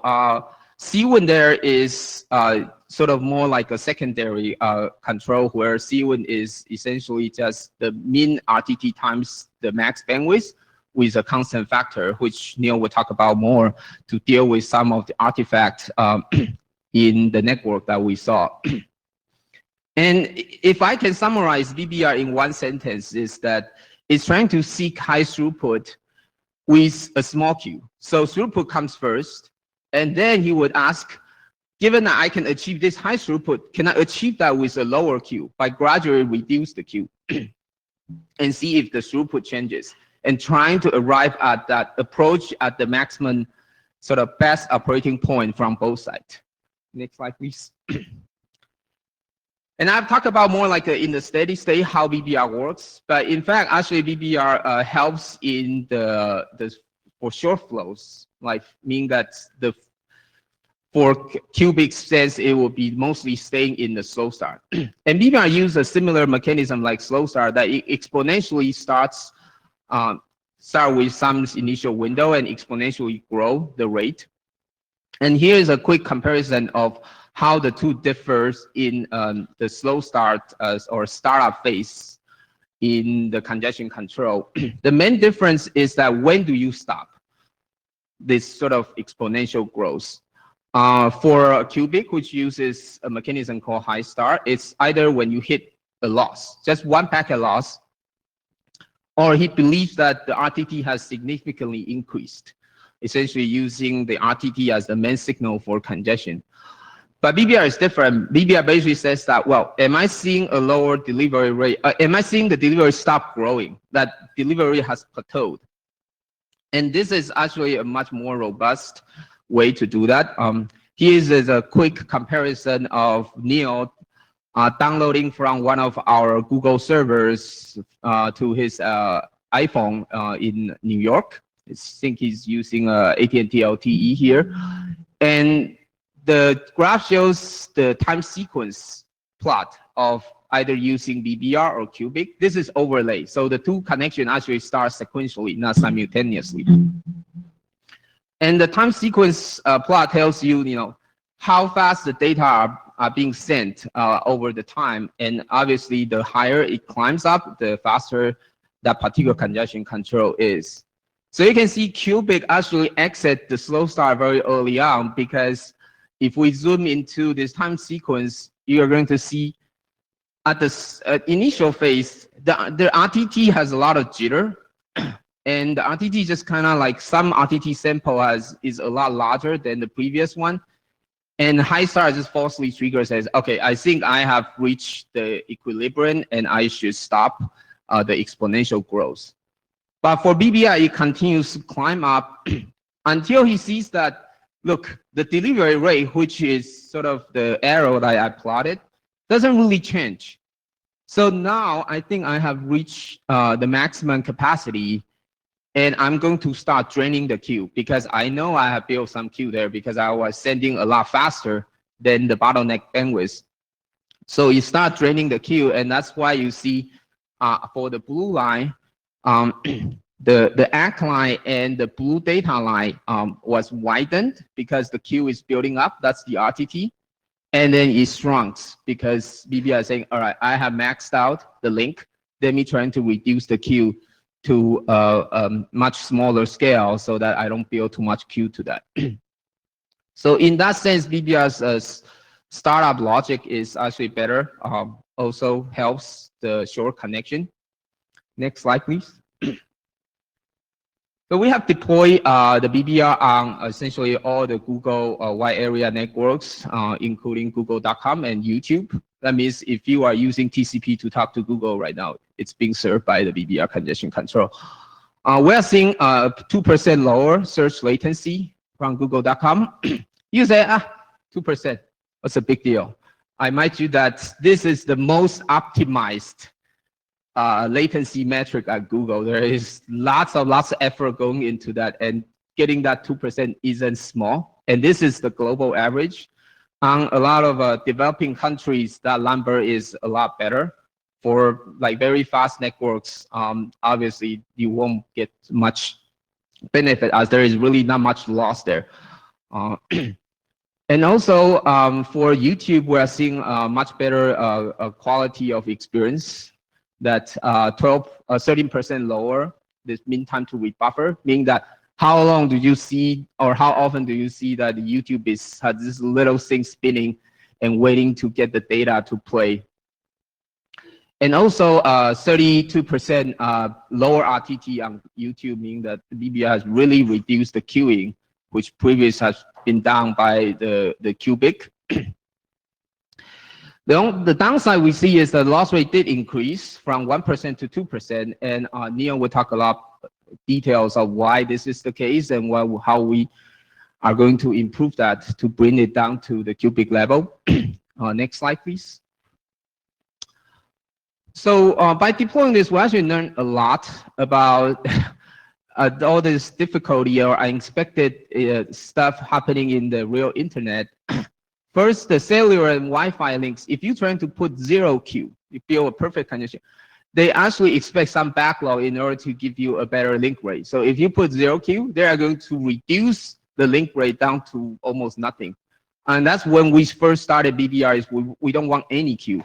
So we see that the bottleneck bandwidth just keep dwindling down to kilobits per second. And in the end, we do have to keep about 25% BDP of queuing to make this networks happy. And the other thing is delay by itself is extremely noisy. I think people who have worked on this topic will understand that there are just so many components, and it's too easy to put delay a packets like link layer retransmission and all that. And also the NICs or middle boxes hold up or decimate the ACKs.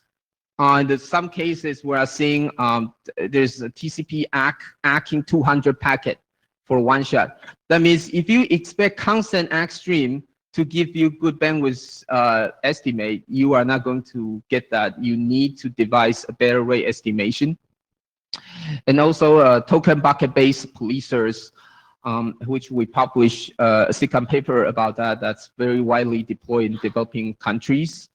And middle boxes modifying the TCP receive window, so we see like very weird receive window adjustment, and BBR have to compensate for that kind of cases. So a lot of extra complexity have to be checked in to make BBR really work in the real internet.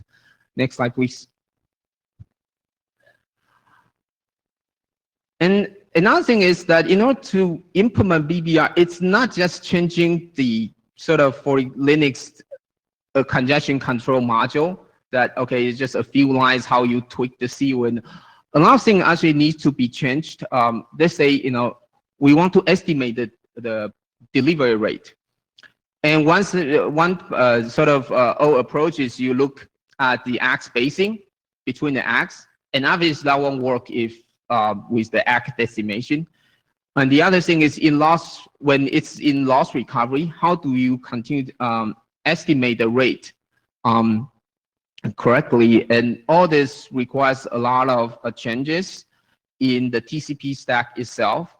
And the old approach in RFC 793 or RFC 5681 of how you adjust the window isn't really sufficient to implement all this complicated logic. You really need TCP to track all the delivery process very, very precisely.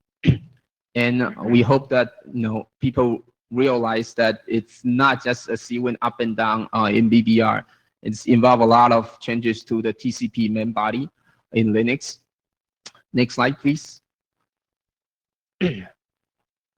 And the other one is because of all this rate estimation that BBR has to perform, it actually get right now a great sense of what the network bandwidth is. And it's available through the TCP options, TCP inform. There's a field called delivery rate that application can get. And maybe they can be used to optimize the applications. And the delivery rate is just the sort of the instantaneous delivery rate or throughput of the last round trip. BBR also exposed that what's its best estimate of the bottleneck bandwidth, because that two number can be very different. And also what's the pass RTT, that can all be used for the applications. For example, I think a lot of video applications are looking for this kind of information.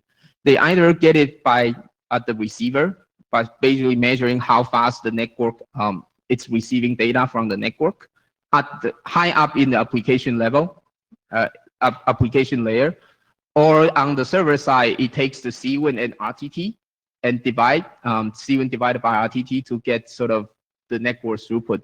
And if you can imagine, cubic actually make the C-win 10 times or 100 times larger than the BDP, then your C-win divided by RTT is probably not going to be very accurate. And for the next couple slides, we're going to talk about the improvement in BBR after all this deployment. I'll hand this to Neil.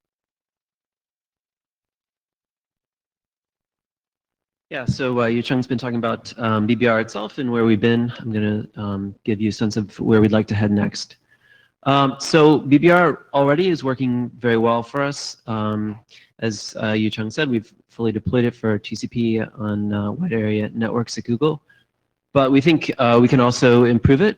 And just to give you a sense of the concrete areas and degrees to which we think we can improve it, one area where we think we can improve is when you have multiple BBR flows, bulk flows sharing a bottleneck. We think we can further reduce the queues. So BBR already bounds the amount of in-flight data to twice the estimated BDP, which in general provides a nice bound, but we think we can get it even lower and cut the RTT and loss rate roughly in half if you've got multiple BBR flows sharing a bottleneck. Another area where we think we can improve things is when you have paths with a bottleneck that's a Wi-Fi or a cellular or DOCSIS cable modem link. In those cases, there are often very long delays between acknowledgements due to slotting and or link layer retransmissions or aggregation or decimation. And right now, BBR uses a sort of static scaling of the estimated BDP in order to strike a trade-off and attempt to have enough data in flight to handle these kinds of situations. But we think we can do better by explicitly modeling that, which I'll talk about in a sec. We think we can get a little more throughput in such cases. Another area where we think we can improve things is for request response traffic. We think we can lower the tail latency in such cases by adapting the magnitude of the probe RTT phase, which is a phase of the sequential probing that Yicheng mentioned, where we're actually trying to lower in-flight to refresh our notion or our estimate of the two-way propagation delay. Right now, it's sort of the simplest thing that we could think of that would be robust across a wide variety of situations. But that is cutting the sea wind to 4, which is pretty low in some cases. And so we think we can, in most cases, we think we can adaptively figure out that it's safe to use something closer to 3/4 of the estimated BDP. So that's another improvement. So the end goal, basically, of all of these efforts is to try to improve BBR to the point where we think it's good enough to be the default congestion control for the internet. And we have ideas for all of these areas, but obviously, if there are folks out there who are interested in this as a research area, we'd love to have your collaboration and contributions as well. Next slide, please. So just to sketch out some of the various areas where we are working and planning and doing experiments, or where we plan to do so when we get cycles. Here are some of the areas. So the biggest area, I would say, is one that sort of falls into the area of reducing the amount of data in flight in order to reduce queuing delays, packet loss, and improve fairness with other congestion controls. And there are a couple things that we're experimenting with in this area. So one is quicker detection of full pipes at startup in some scenarios.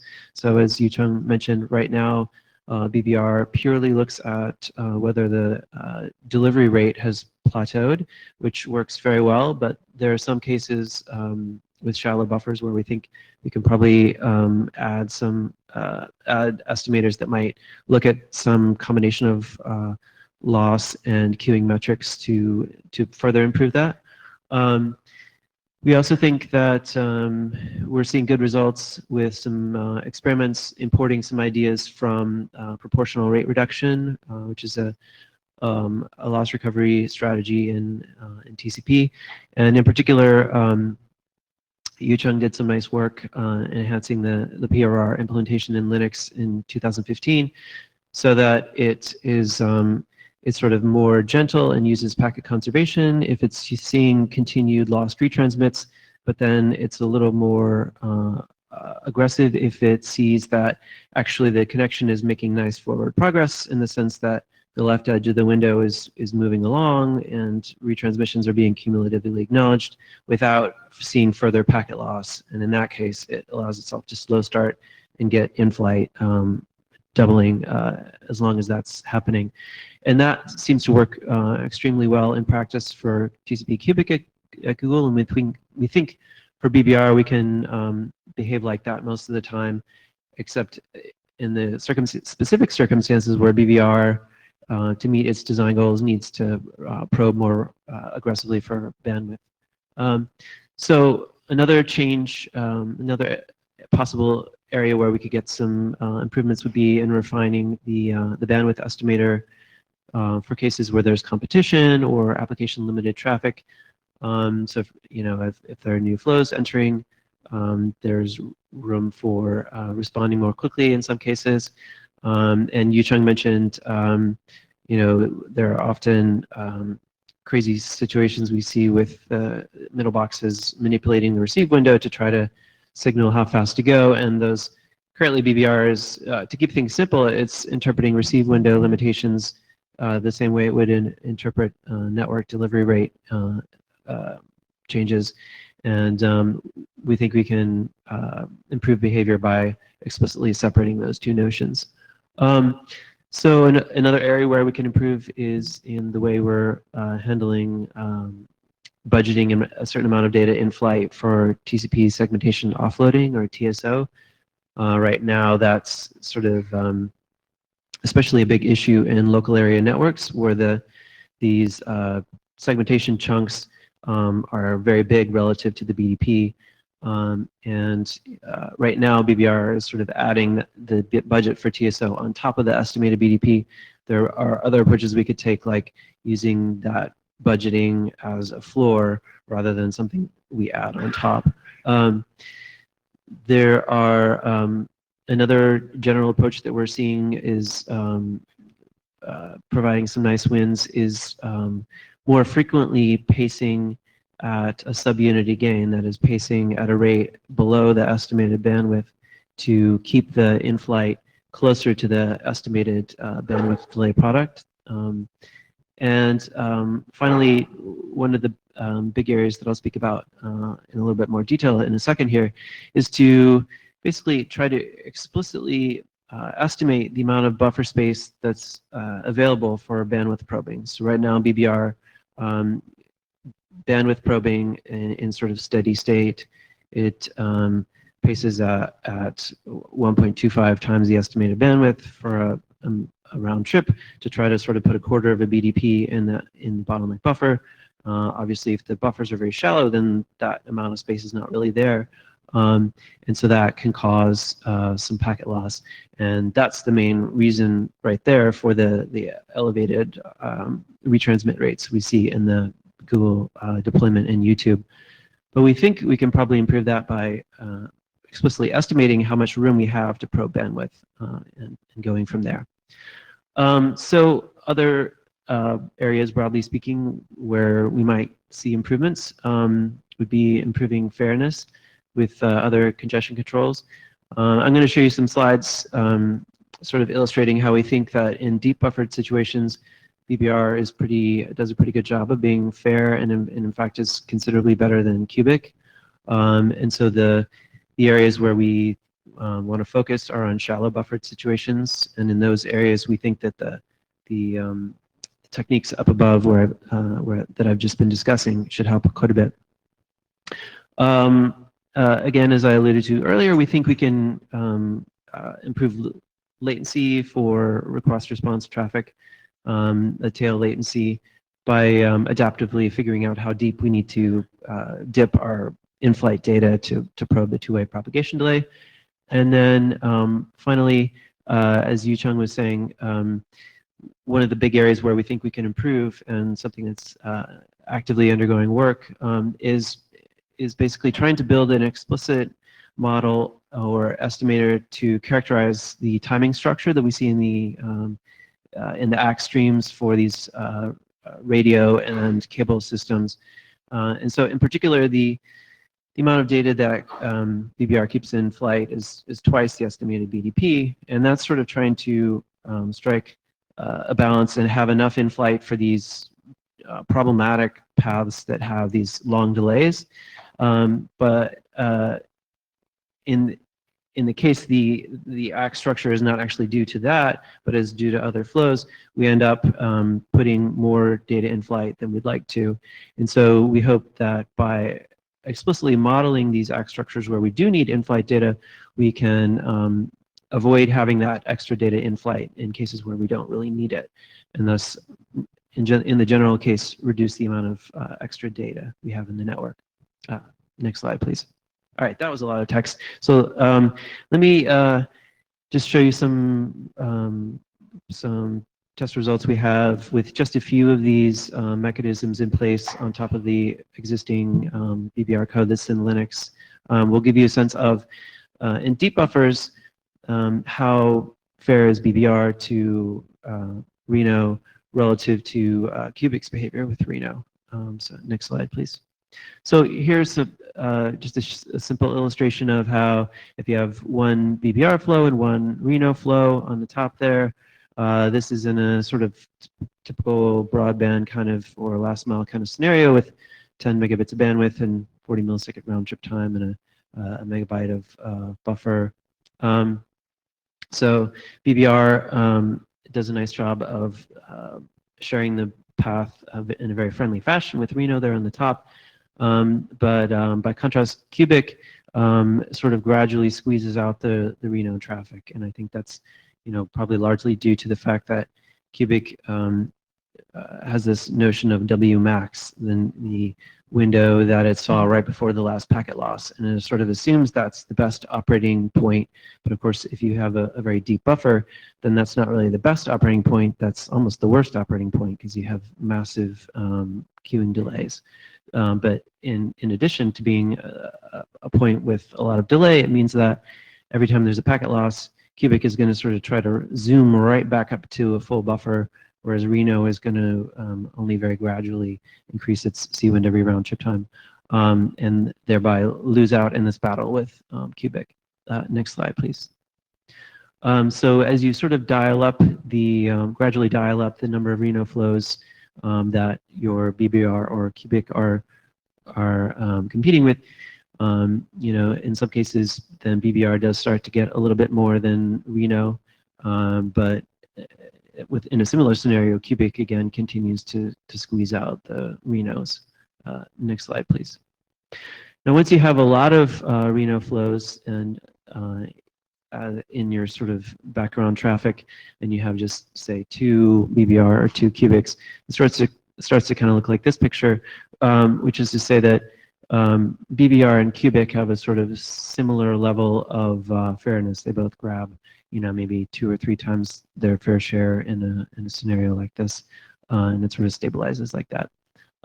So in any case, so we think in deep buffers, BBR is doing pretty well in terms of fairness, but in the shallow buffers, that's where we're going to focus on. Next slide, please. So to help out in shallow buffered scenarios, this is the kind of direction that we're experimenting with at the moment. And these are just experiments, so bear with us.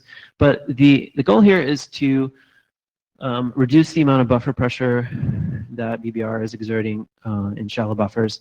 And so the idea here is to say, well, what if we try to explicitly estimate the amount of buffer space in the bottleneck buffer and try to just use half of our flow's fair share of that buffer space so that we can avoid, periodically overflowing that in a deterministic way when there's no real need. So the thing that we're currently experimenting with is basically to try to estimate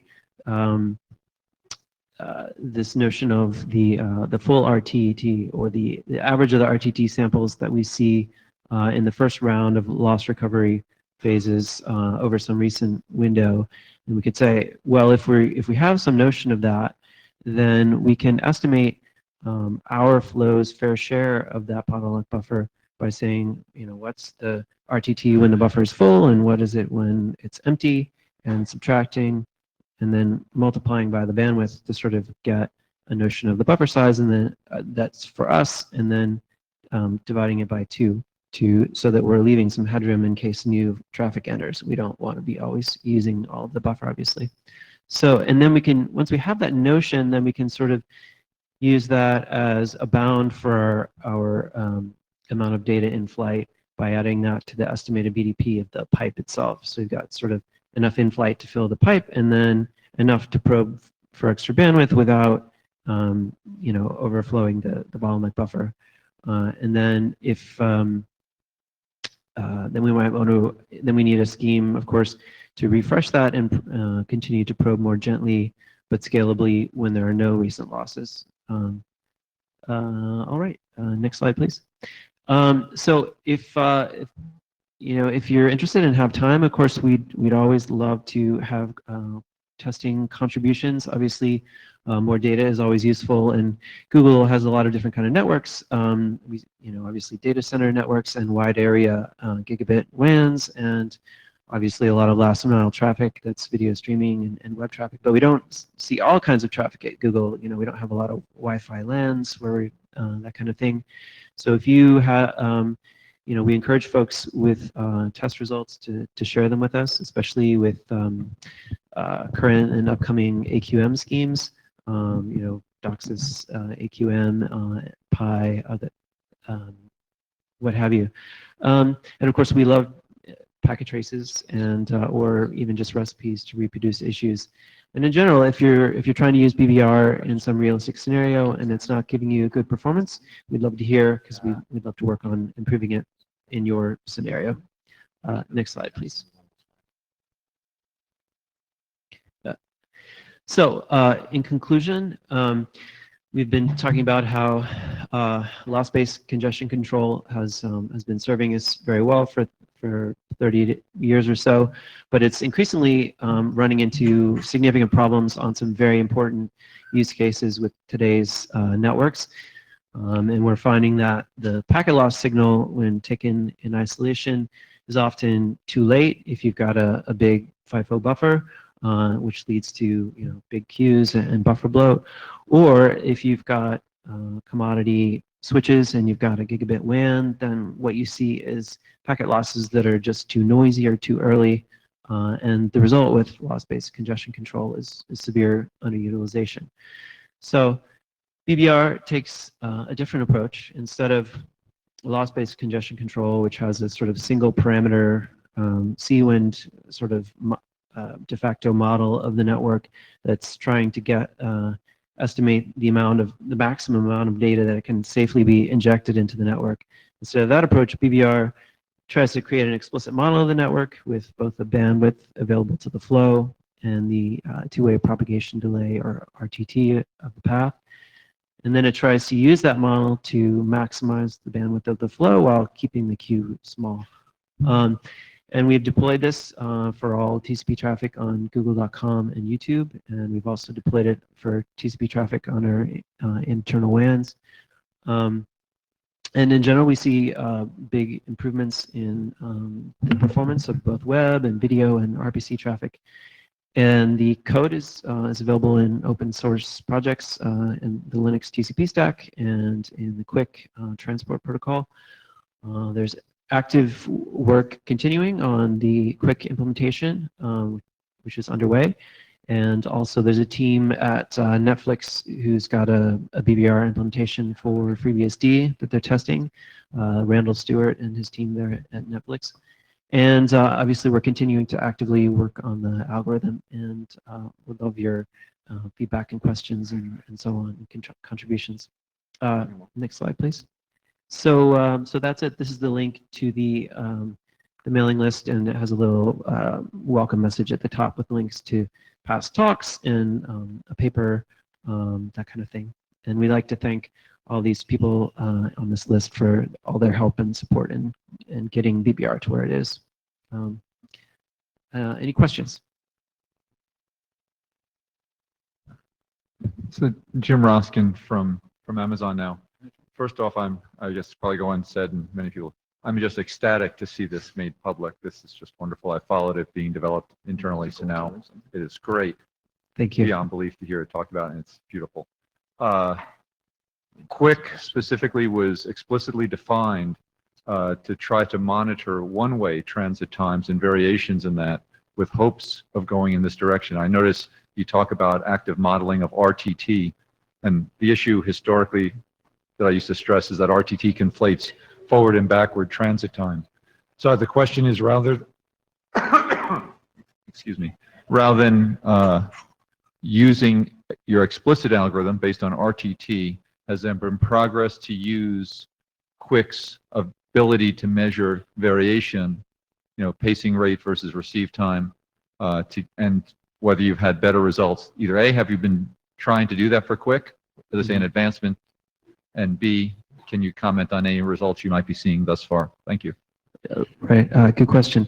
Yeah, so far we haven't experimented with that, but that would definitely, in my opinion at least, would be on the list of things to experiment with at some point. Because as you say, obviously, it would be a useful data point to be able to separate out the delay increases on the data path versus the ACK path. Yeah, so it's definitely something worth looking at when we get a chance. Yeah, thank you. Hello, Koen de Schepper. You've asked some feedback around experimentation experiences.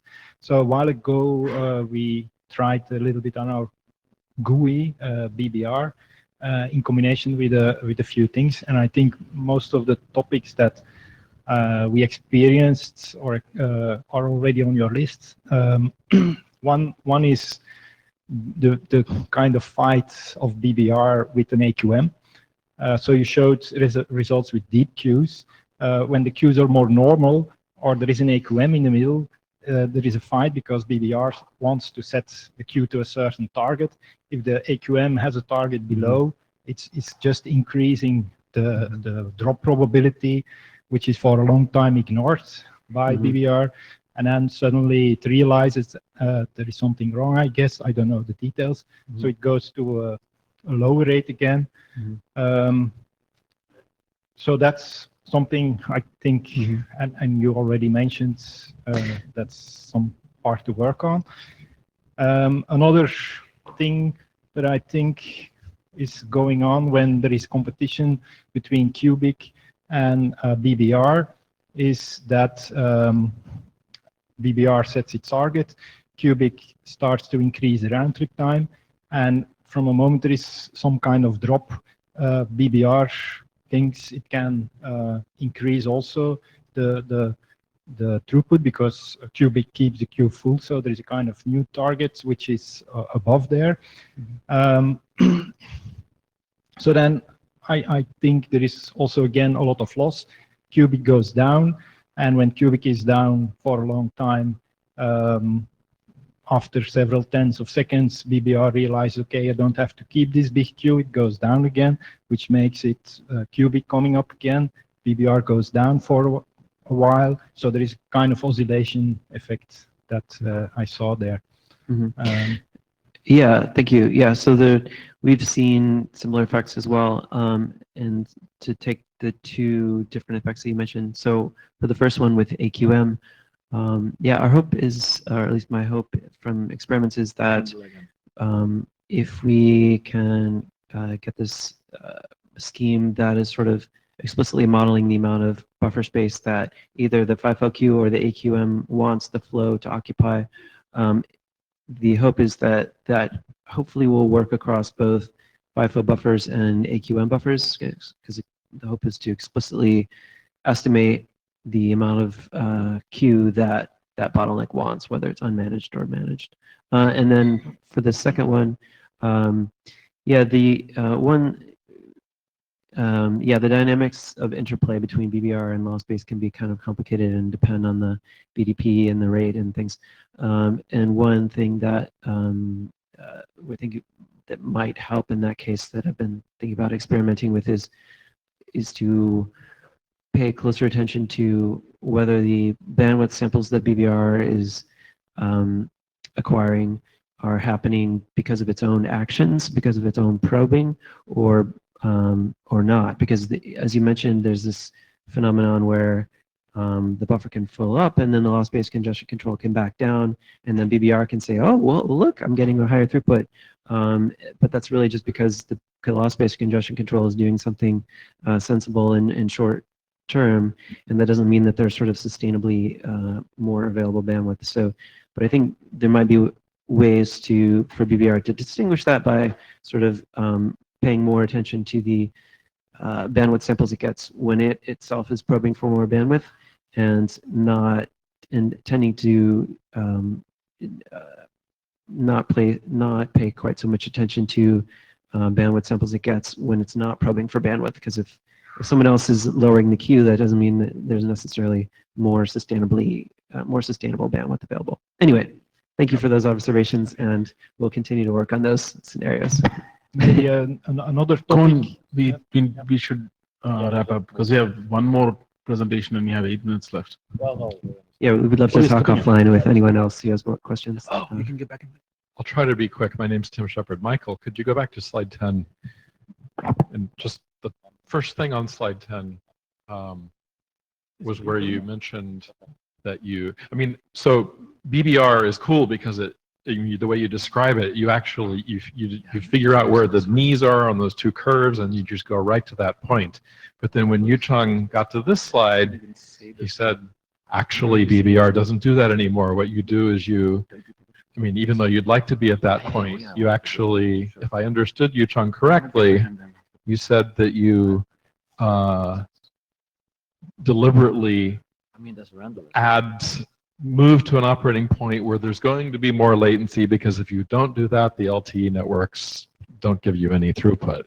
And when I heard you say that, I was very sad, because you've just made BBR not nearly as good as it could be, because you had to, because if you didn't do that, you didn't get any throughput from LTE networks. And I've been sitting here very sad ever since then, trying to figure out in the later slides in your talk if any of the things you're talking about doing are to try to actually get back to that great operating point.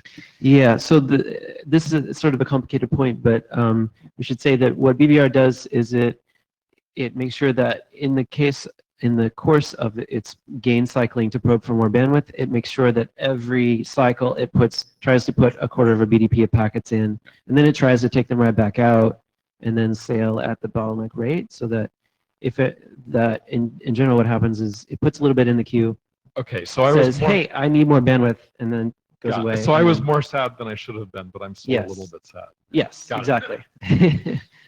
So I've actually made the comment on the list Okay. well, twice now over a long time period. This is actually a fundamental problem that should be addressed in this issue, and that is that there are link layers that require backlog to do mode shifting, and there are applications that require no backlog.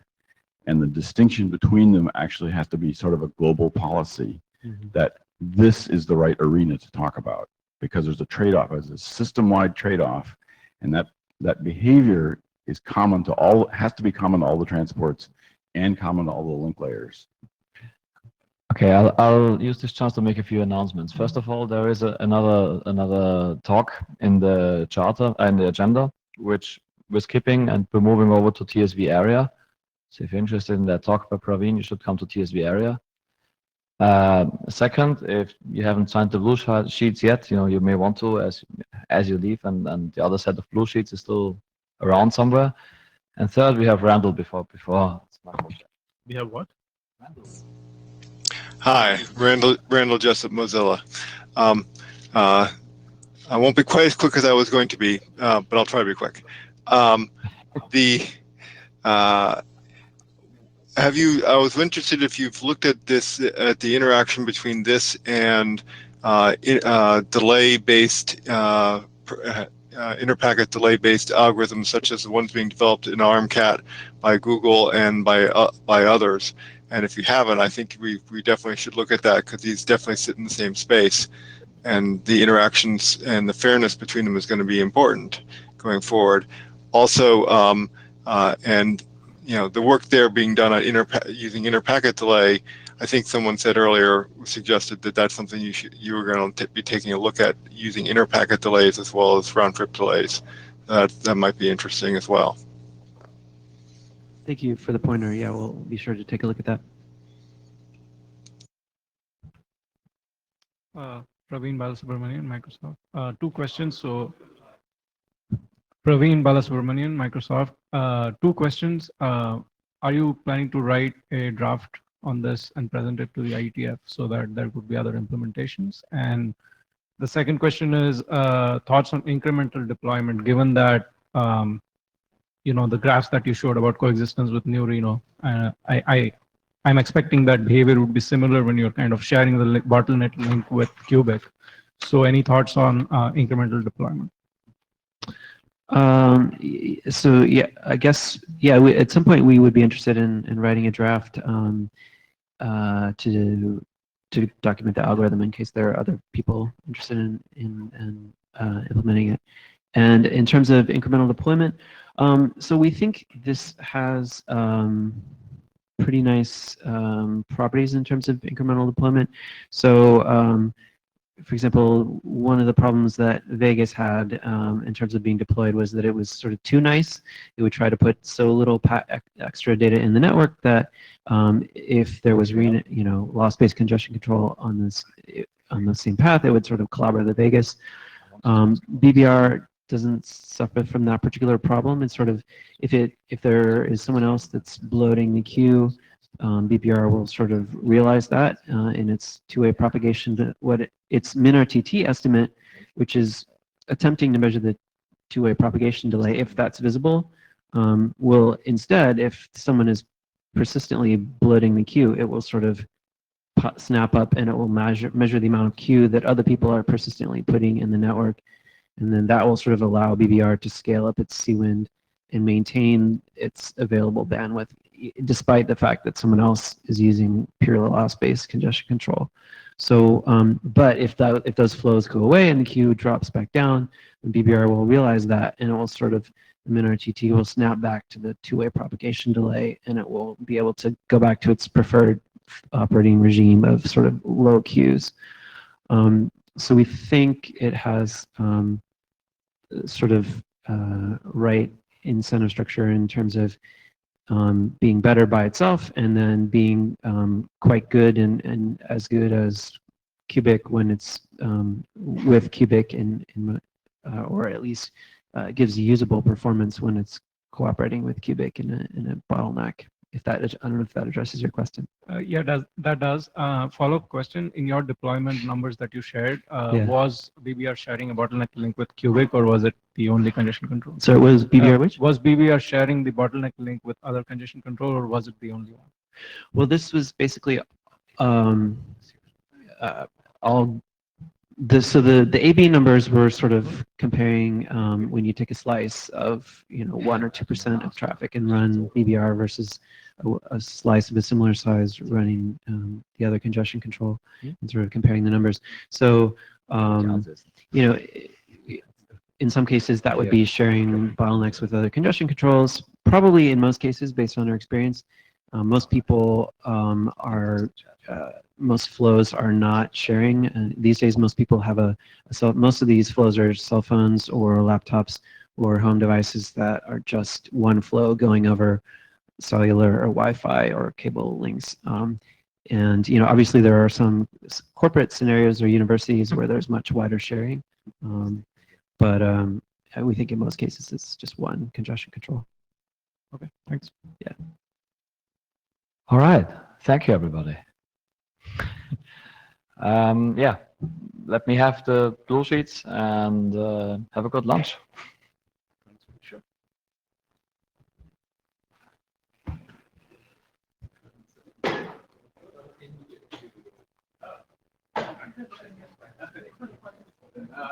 Okay. Yes, blue sheet, please.